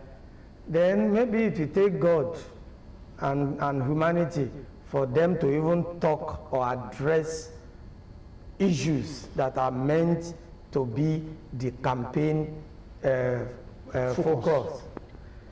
You see, except we want to deceive ourselves, grassroots politicians, don't forget there are some of us that come there to come and look at what you do. And I challenge anybody that have actually witnessed political campaign at any level to tell me how many time was devoted to actually address people, to actually talk to them about the need for democratic governance as well as the party manifesto. If you ask them now, what is the manifesto of Party A? I'm not sure anybody can tell you this is the manifesto. Most of the people that call themselves grassroots politicians, do they even know what a manifesto should look like? Do they have a copy? Who is talking about it? So when you look at all these things, when we talk about voters' apathy, you must appeal to me. I must see reason why I want to come out and vote for you. So you must offer something that somebody else is not offering. So it's not just assuming that when we say there's an election, then all of us must come out. Unlike what we see in Western climes, like we've established over time that our politics here is not based on rhetorics. So if you say, oh, they sing for 4 hours, 5 hours, well, are the people also demanding for the manifesto? The grassroots participate largely in politics, but many of them are not interested in the manifesto you're talking about. They just want to dance and hear, just have fun, campaign, and all of that. Unlike Western climes, where you have to speak to the people, you have to speak to issues. So it's also about the people. Are they demanding for such? And that is why you see what you see on election day. Now, I challenge all political parties. When we did a sectoral analysis of voting. All right, Doctor, before you go further that, we have one of our reporters also now online to also give us a field report as to the local government election, the coverage of it by Ogun State Television. Yeah, good morning. Yeah, good morning. Good morning, Moses. Today is the day of the election. We are currently at Abeokuta, not local government. That's currently Ward 10 in front of the Olowu Palace. At the moment, we have the electoral officers. They have here. I think you can see them behind me just now. They arrived just some few minutes ago, and I think they are ready. Before now, we actually went to both headquarters of the local government and the South and then we also have to go to the local government as well, headquarters as well. So basically, what we saw was the electoral umpires still trying to source materials, election materials, and as well also allow personnel to actually join buses that will convey them to where they would actually be holding the election. By and large, a number of people were expect ordinarily that this election or the process to start around 8, 9 a.m. But I think it's already past 11 a.m. already, and most of these electoral players are just getting to their polls. So maybe in the next 30 minutes, maybe the elections will start proper. We've also visited some other polling units in Abeokuta, Metropolis as well. We went to Ward 12. So what's up, Jonathan? We went there. Their umpires were just arriving as well. We also went to that Ward 13 as well at the voting. The umpires were also coming. So, if election umpires are just arriving, this is some minutes after 11. The election period is supposed to be between 8 and 2. So, have you been able to scoop from any OGSEC member or official that, peradventure, this voting period will be extended beyond 2 p.m.? Not at the moment, because when we approached one of the representatives of OGSEC, I was really busy trying to sort out logistics in terms of movement of many of their electoral members that would actually be traveling. Some of them are still living at the local government trying to actually get their way to the units and the boards that they will be working. But I think they would probably still need to postpone or fix a little bit the time that they have marked to actually conduct the election, because they are starting the election at this time around 11 a.m. in the morning. That means they have to, because many of the places that we've been to with people on the ground who were actually willing to cast their votes, but the umpires were not there, the materials were not there. Some the materials were just coming in. So basically, it's not even about the electorate point. The people are ready to actually cast their votes for, I don't know, the logistics for OGSEC at this point in time. When we spoke to them as the Abeokuta local government, it was easy for time. It told us that we should actually just allow him to stop many of the things that are happening. And I could also see that a number of people were still on the ground. But before we left Abeokuta local government, We had about 15 buses that already left the premises of the local government trying to find their way to different wards in Abeokuta North. And of course, I think the same thing will apply for those in Abeokuta South as well. Okay, Emmanuel, tell us about the turnout and how upbeat are the voters in spite of this delay. Well, with what I've seen so far, the people are on ground, the electorate are, I think they are eager to actually cast their vote and do their right as civil citizens of the state. But I don't think it's now about the electorate. I don't think it's about the people at this point in time. If the umpire itself has been here by 8 a.m. or let's say 9 a.m., I think we'll have seen a lot of activities in many of the wards. So most of the places that we went to this morning, we saw people there.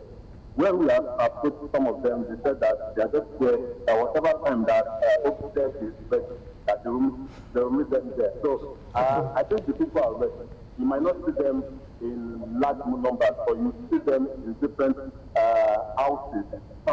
Because the sun is already out, so a number of people will not stand in the sun. So many of them will just stay in somewhere they can actually hide their head until the umpires are ready. So right now, I don't think it's about the people.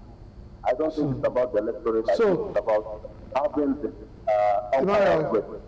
So in summary, we are saying we have a resilient and resolute electorate that are ready to be part of history and are ready to exercise their civic responsibility. Exactly. And I'm hoping that in the next 30 minutes, okay, we had the umpires here just a few minutes ago, and I can't even find them. If you come, I need you to come over here. You will see some of the people who are already here. They are trying to check their names and see their numbers to actually get themselves accredited for the vote. So I think the people, from what you can even see here, the people are actually ready. There are people over here, there are some people in the houses around that are just hanging around to ensure that when it is time for them to actually cast their vote, they will be here to cast their vote. Tell us about security situation as well. Well, if you are moving through the streets of Abeokuta today, cars are not allowed. People are allowed to actually make their way to the different polling centers. We have a lot of security personnel, security officers on the ground. I've seen men of the Nigerian police force, I've seen men of the civil defense as well. I think those are the two outfits that systems, because if you look over there as well, we have civil defense as well. If you get to the junction, we have the police officers, we have them scattered around trying to ensure that we have law and order in the areas, especially in the polling units as well. So I think we have enough security operatives presently in Abeokuta. They won't allow you to just move anyhow. In fact, when we were going on the road, they had to stop us, except for the fact that we have accredited hands that allows us passage. Any other vehicle, is either they tow your bike or they tow your vehicle to maybe a police station or otherwise. I don't really know, but no movement of cars in Abeokuta, the north and south local government of the state. Okay, many thanks, Emmanuel Dasalu, correspondent, reporting from Abeokuta, Abeokuta South and North. But very quickly, let's take another report. Please stay with us. This is the situation at Imota polling unit under the Jebu North Oru, Awa, Ilaporu area. This unit is directly opposite the residence of the Secretary to the State Government, Mr. Tokunbo Talabi. We already have the presence of the Nigerian Police Force. They are already here. They are awaiting the electoral materials, and we have a few of the electorate already waiting for the process to commence so that they can partake in it. As you can see, some of these electorates, they are already awaiting the polling officers, and you can see people around waiting for the commencement of the voting process. This is from Imota polling units under Oru, Awa, Ilaporu.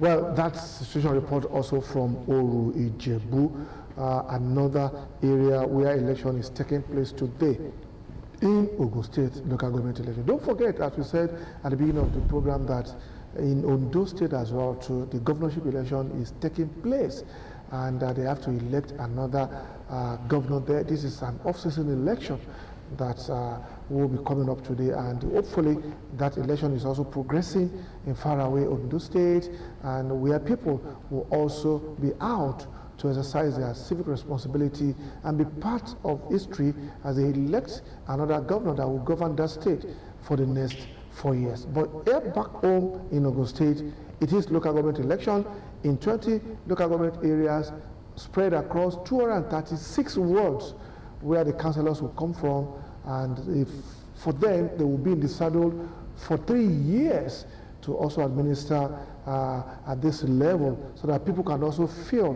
what the local government is all about. And one thing that is very interesting here is the issue of autonomy that has been talking about.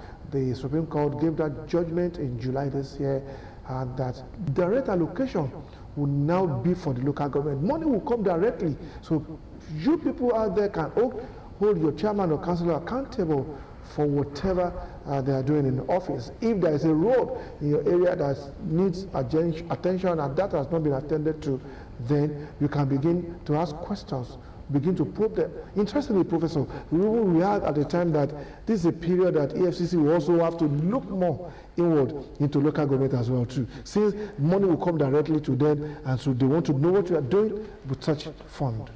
Yes, EFCC, and I think, I don't know what to say, whether we should say thank God or thank judiciary, because you know that some group of people actually took the EFCC matter to court and say that challenging the constitutionality of EFCC, but that has been laid to rest. Exactly, that's why I said thanks to the courts now.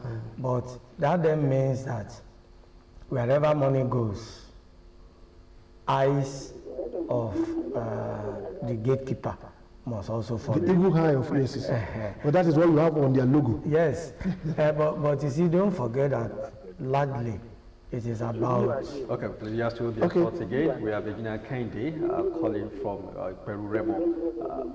Good afternoon, good morning rather, Engineer. Hello. Hello. Engineer Kende. Hello. Okay. You can continue. Perhaps. Good morning. Good morning, sir. Is Engineer Kende there?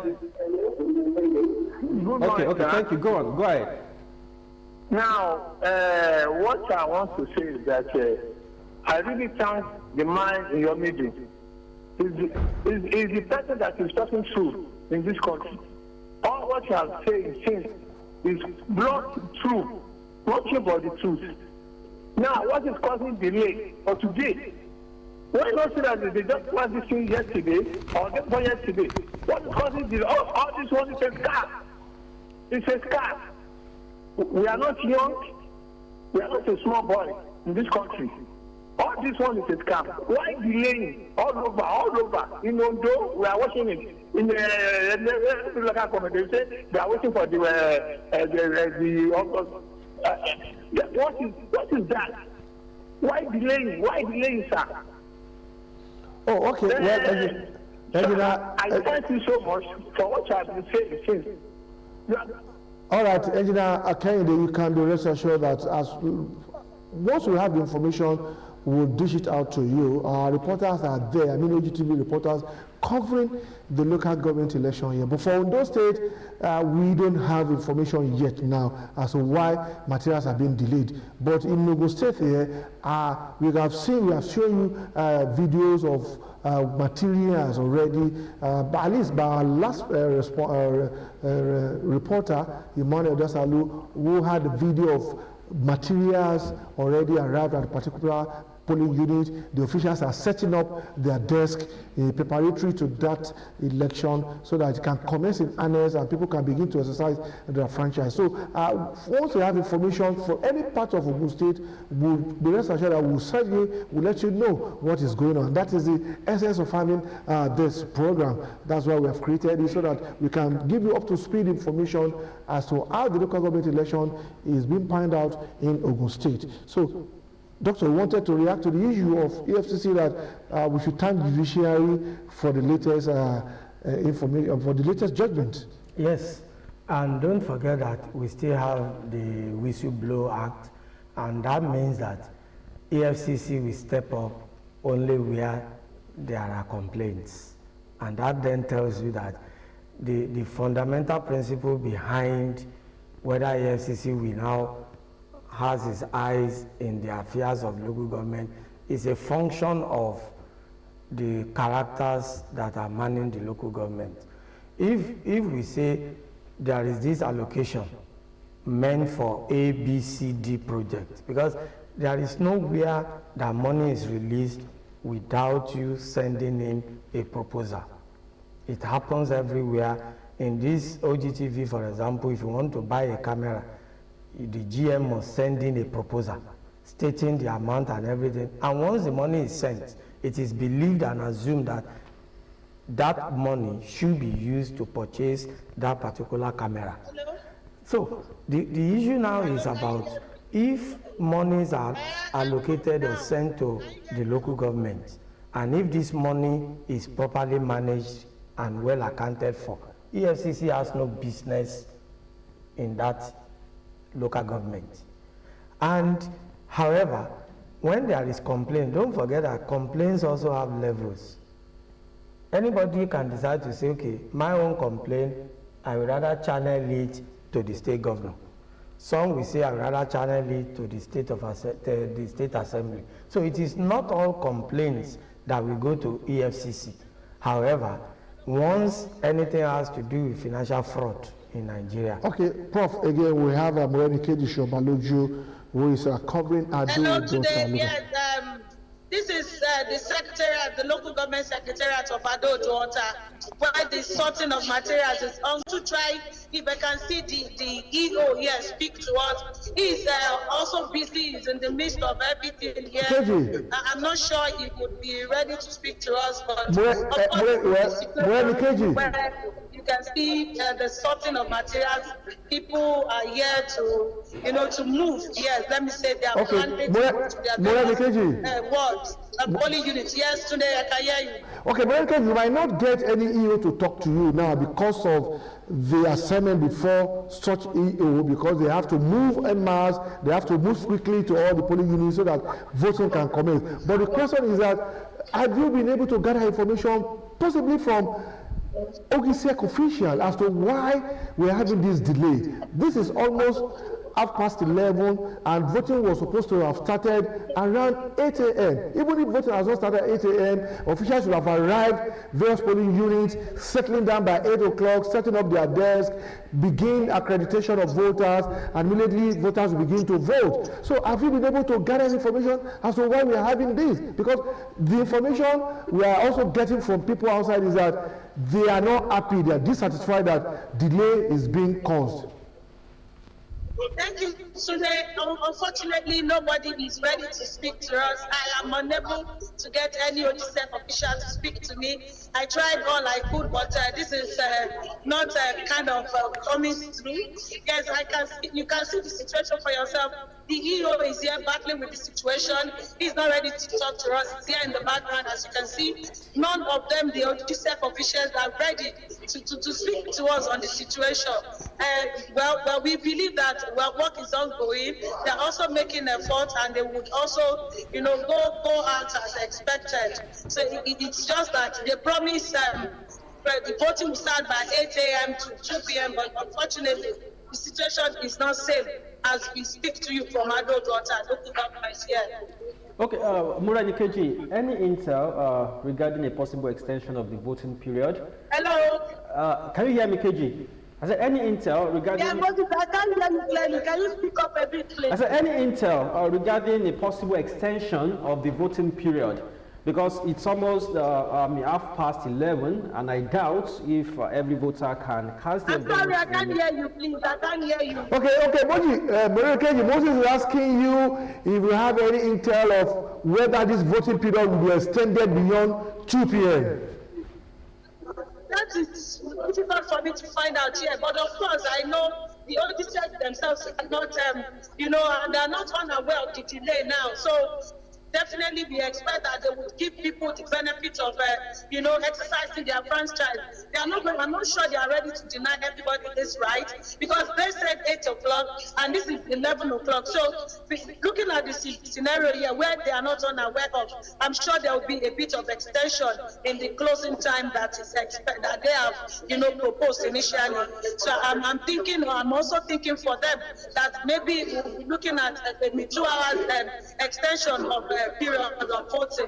That's the way I see it. All right, before getting to your present location, what did you observe in the electorate, the turnout, their conduct? Well, at the distribution center, the electorates are there to see the materials, to see that the materials are being distributed to their various polling units. Yes, a lot of them are eager to see the situation.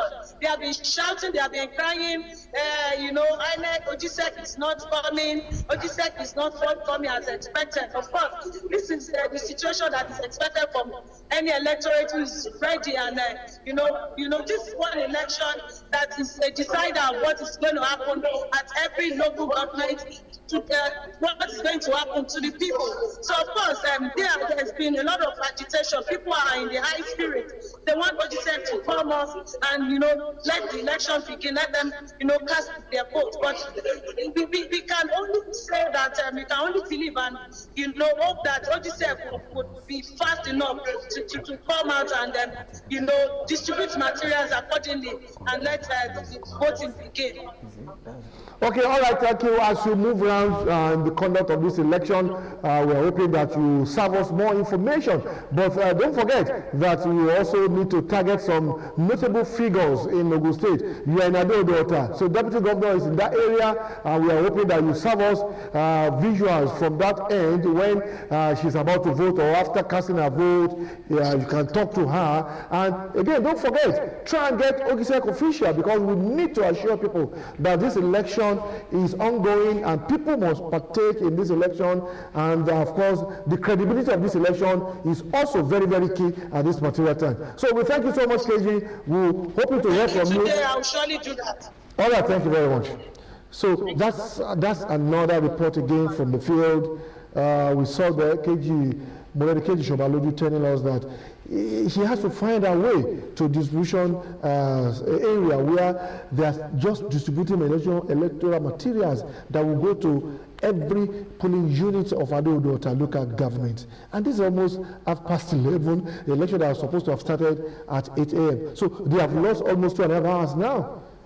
Yes, don't forget, one thing I like about us in Nigeria is that we are very creative, and we always solve our problems, no matter the color of that problem. And I can assure you that in our characteristics, there is nobody, I'm saying it again, there is nobody that will be on the queue whenever they start that will not be allowed to vote. That's one thing. If there's anything I should say for free, I know that whenever the voting materials or the election start proper, anybody that found him or herself on that line will vote. And of course, our people are also resolute. Once you are on the line, you will ensure that you cast your vote before even the electoral officers can leave the polling booth. So based on that, I want to still appeal to Ogtv to actually know that people are out there. And if I'm also permitted, just to encourage the state government that whenever you are to set up agencies like this, you also need a professional, a media professional who can manage events and the people. Look at it now, there is dearth of information. and people actually need to be informed. I think by now, whichever way ODCS chairman should have gotten himself to the studios of Ogtv, because as far as I'm concerned, this is the only platform by which the people of Ogun State can get informed real time. So I would rather suggest that ODCS chairman or whoever is handling the media aspect of this electoral body should find his or her way down to Ogtv so that they can give people assurance. Technology has been so good to us now. You might tell the person might not even need to find his or her way to Ogtv. It can be by way of a phone call. It can be by Zoom, and so that she can reassure people that this election is actually. I wouldn't know the arrangement you have with them but I'm only pointing out to government that we are now seeing this, and my own attitude to life is we need to learn with whatever we are having on ground. Even if the constitution of the OGSEC body has not taken consideration of having a media person who can manage issues at this critical time, I think that this is an eye-opener for government to actually look into this critically. The next time they want to constitute this type of agency, they should try and give them a manager, somebody that can manage issues like this. Okay, all right. We initially told you that 2 elections are being held today, one here in Ogun, which is local government election, and in Ondo State, which is about gubernatorial election. So it's that time now to serve you videos from Ondo State. What is actually going on in Ondo State? Let's also feed you with that so that you know that the elections are ongoing and people are ready to also be part of it all. So if the control room is ready, we are also ready here. Let's serve you videos from Ondo State as per the gubernatorial election that is taking place right there.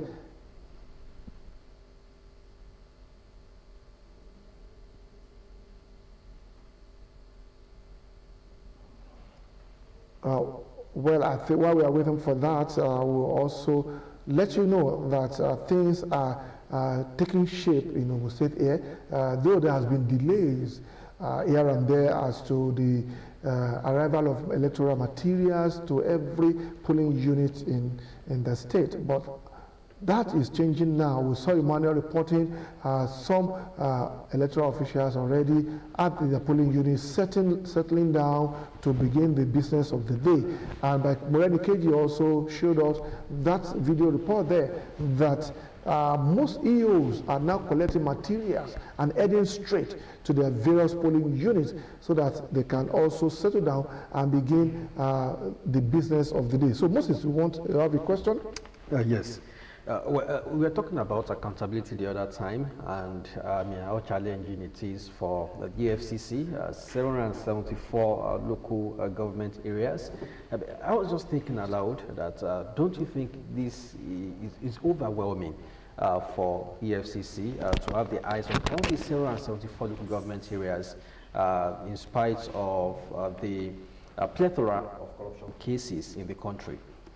Well, I think the shortcut to that is to appeal to all our local government chairmen and officers that it is better that they prevent. In this balance, we can say the fear of EFCC is the beginning of wisdom. So I think rather than saying EFCC should recruit more people or should spread their tentacles, I would rather say we should rather address the issue or things that cause fraud or corruption. Because just like the Bible says, I ask people, God does not have a wife that you are going to take. So if God says, thou shalt not commit adultery, it is not because of God. Professor, I'm sorry, I have to interject you as well too, as we have signals coming in from Peru, where Governor Dapo Abeokuta is also standing by to be part of the process. And so we have now our correspondent to serve us a latest report from that area. Yeah, good morning.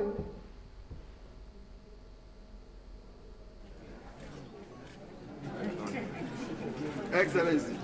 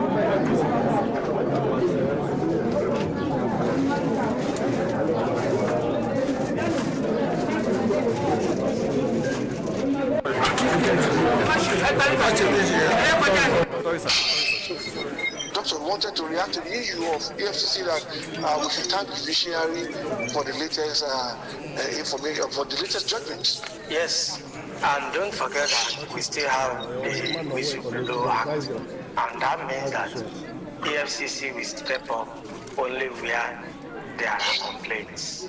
And that then tells you that the fundamental principle behind whether EFCC will now has its eyes in the affairs of local government is a function of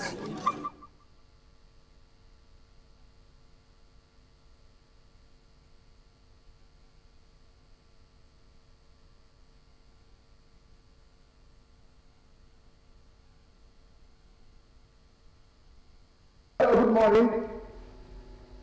Hello.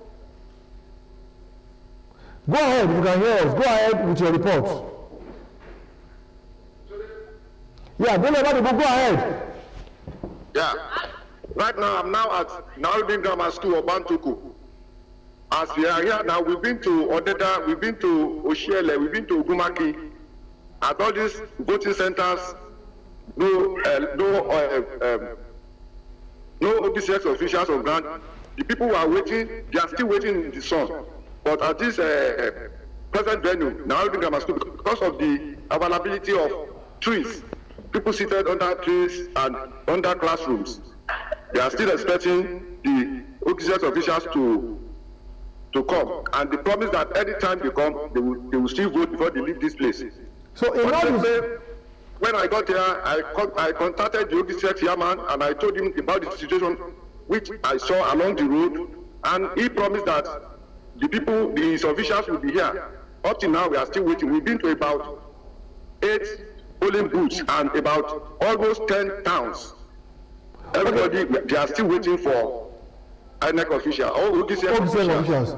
Okay, so you are saying that voting is yet to commence in Odeda local government and Abeokuta not local government?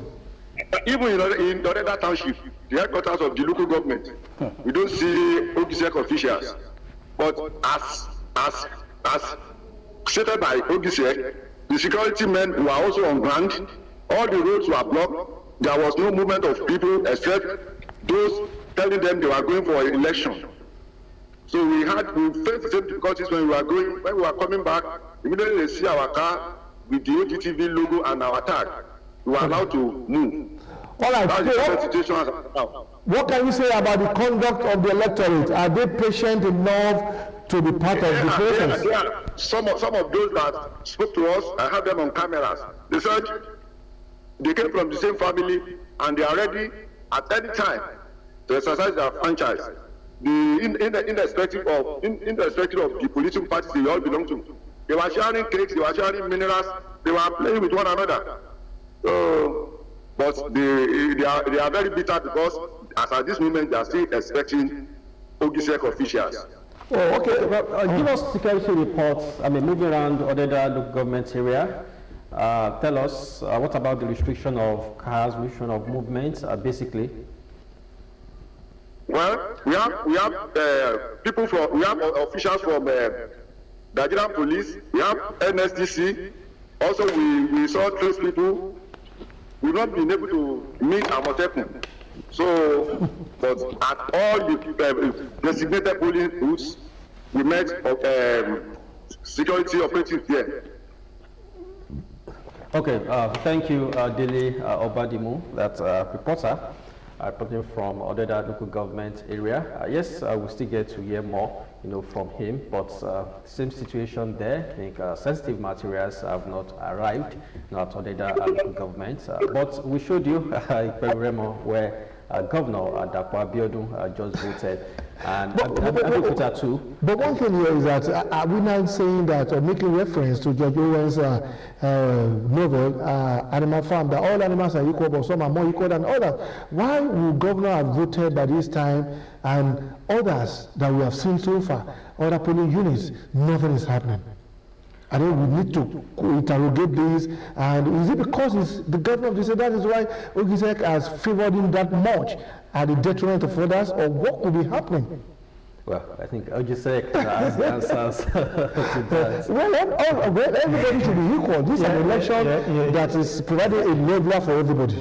You see, that is one interesting thing that all of us must be ready to live with. You see, strategically, there is what we call strategic pattern of doing things. And you will agree with me that when you are the chairman of anybody, any group, any organization, you also sit down and map out your strategy and your strategic areas. That is one of the strategic points that OGSEC knows that the real I is there. So don't let's dwell too much on it. It's understandable.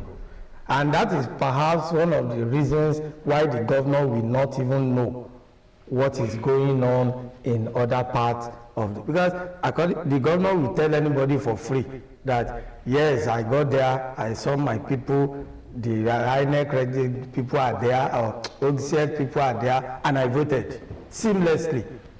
You'll be surprised that will be the report, and you can't blame the governor. He has seen what they wanted him to see. It is now for the rest of us to continue to talk about our own situation and wherever we are. But one thing I know is that, or one thing that I'm baffled about is, this is not the first time this OGSEC is conducting this election. So that is why I am not going to make any excuse for OGSEC on this election. If it were to be their first time, I can say, yes, fine. Let's see it as teaching part of their own understanding, how they need to understudy and all this. But because this is the second election to be conducted by this same body, the same personnel, then I think that there is no excuse for all this delay, generally speaking. But you see, politically true, if you want us to interrogate that too, then we then start asking questions as to, are these deliberate decisions? Could this be deliberate? Is it certain areas where the opposition is strong or where the ruling party is strong? There is always this dichotomy between the ruling class or the ruling party and the other parties. Okay, all right.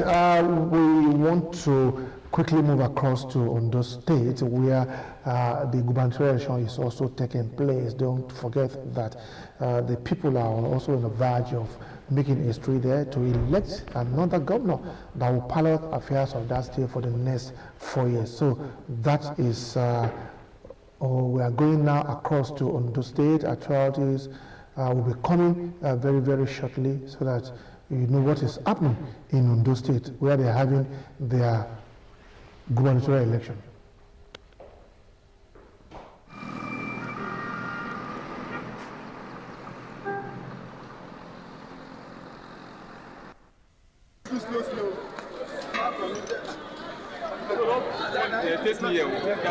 No, I won't face you.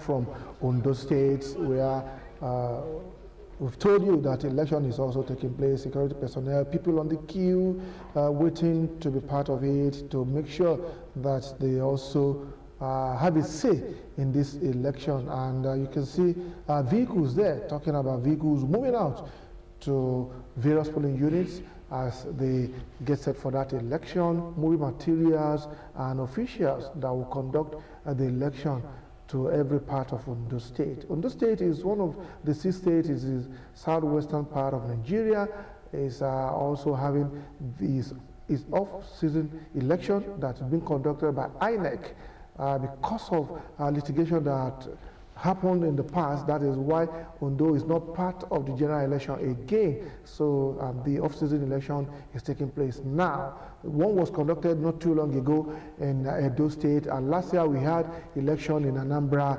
and Imo State also having their own election. So it is turn of Ondo, and people all out there to be part of it and to also make sure that this election is also elected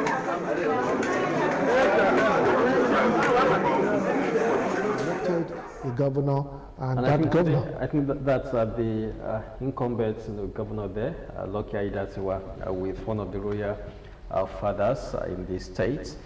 Well, these are the pictures now coming live from Ondo State. Perhaps I want your take off-cycle elections, just like to be established. We had that of Edo not quite long. Now this is Ondo. How will you also rate the performance of INEC? Once it's off cycle, maybe people expect more performance, because not general elections where they could be quite busy, because now they will have the human resources just to focus on a particular election. So judging from Edo and now Ondo, maybe you can't really rate this because this is the ongoing, but the ones we've seen this year. So far so good, and you see that I still insist election and electioneering in Nigeria is too expensive. You see, when we are talking about off-cycle election, thinking that INEC should always do better, and to do better means deployment of more resources and personnel. So which then means when we are to now multiply, or how do you call it, when we want to sort of integrate the performance at off-cycle election into real-time election, then we are expecting that whatever is achievable or is achieved at the off-cycle should be replicated at the normal election. But still, when you look at this Ondo election that the governor is about to vote now, then you ask yourself that the personnel that INEC make use of in general election, is there any change to the structure? You see that the answer is no. So which then means the only thing that you will see is the mobilization and deployment of INEC personnel, right from headquarters and everything, everybody going there. And that is why they said that they have allocated about 8 commissioners of police to Ondo State. Then you now ask yourself that, so does it mean that all the commissioners in other states now, they were all drafted to Ondo State because of one single election? An election that we can have without even you knowing that there is an election going, and we will still get the same result. So that then tells us that we now need to ask ourselves, what is the problem with our election process? Why do we think that we need to deploy this amount of force or amount of presence in order? Is that what will bring people out to come and vote when people could not even resonate with government programs and policies?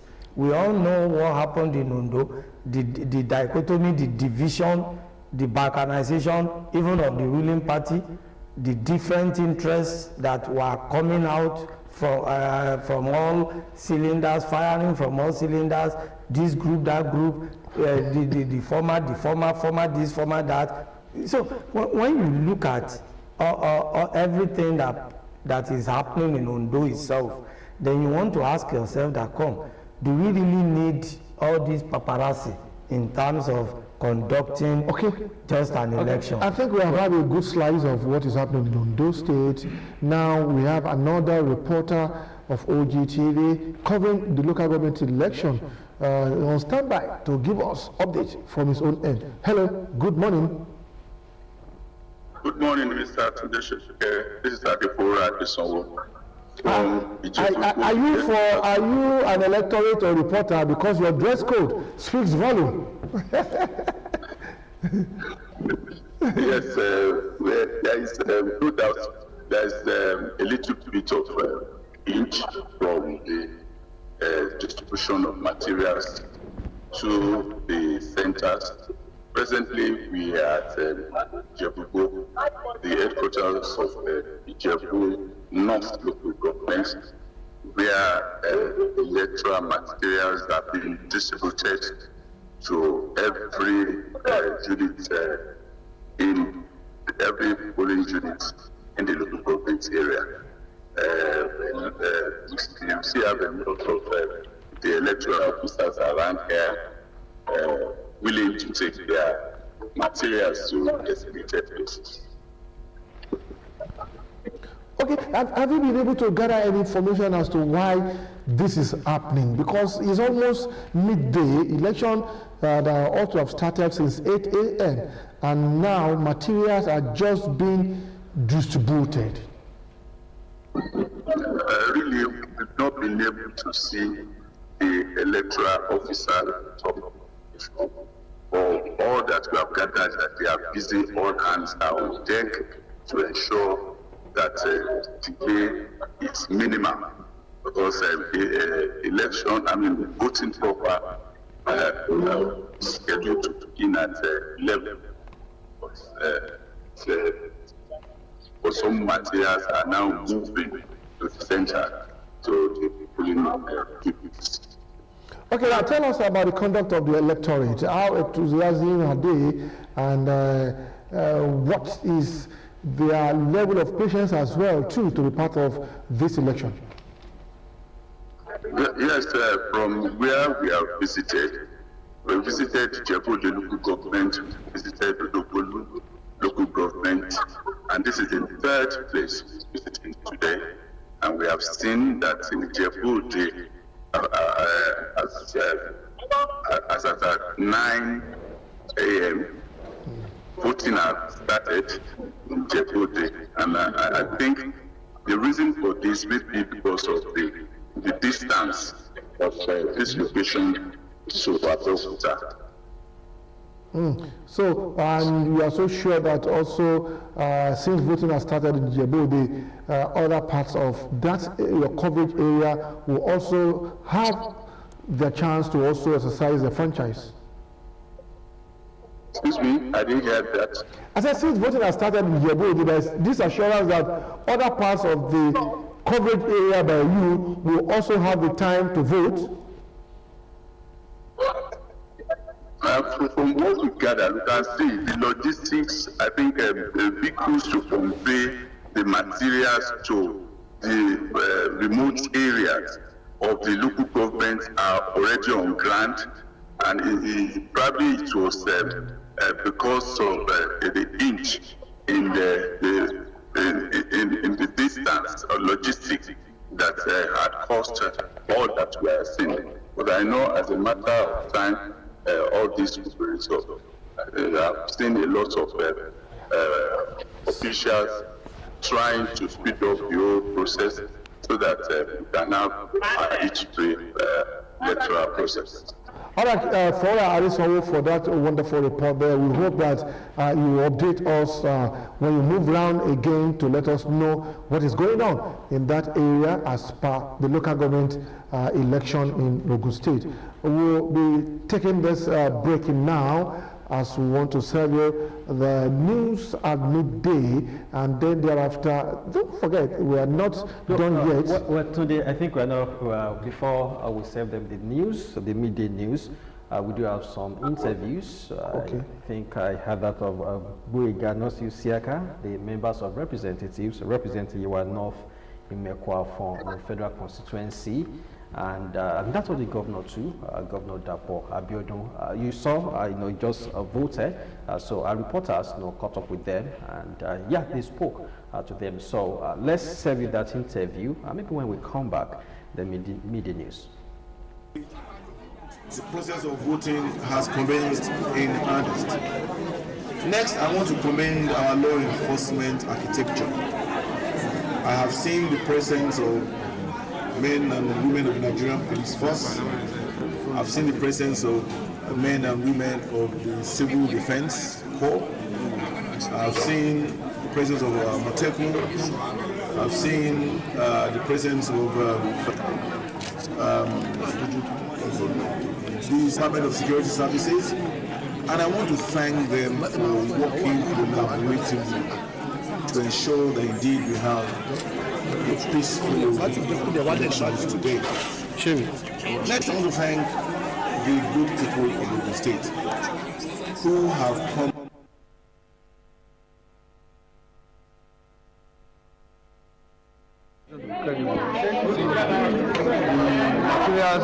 Came a bit late. That's why people are just coming now. But this is just about 11 or thereabouts. So, and about 11. We're expecting them here like, we have been here like about 10. So the 1 hour delay, I'm sure it's nothing but just to ensure that we have a very good process. So the whole thing has started now, and I've gotten reports from everywhere in the local government, particularly in this ward, to say that voting has started, and we shall like another 4 hours more. So I'm sure that between now and that time, everybody that needs to vote, that come out to vote, will precisely their rights. Well, that was Ogun State Governor there, Prince Dapo Abiodun, after casting his vote, granting media interview there to tell them about his impression of the election, the local government election in Ogun State. And of course, the House of Representatives member, that's Prince Boyeganosi Straka, also talking about the local government election in Ogun State. As we said, we are taking this break now to serve you the media news, and that will wrap up the morning section. So the afternoon section will be coming up your way shortly after the news and one or two other programs that we're going to broadcast after that. So just stay tuned to Ogtv. This is where you get the latest information about the local government election in Ogun State. So I want to thank Professor Jide Dasaolu for finding time to share your thoughts with us on this program. It's a pleasure. And for my colleague, yes, Ogun Side continues, but after the midday news.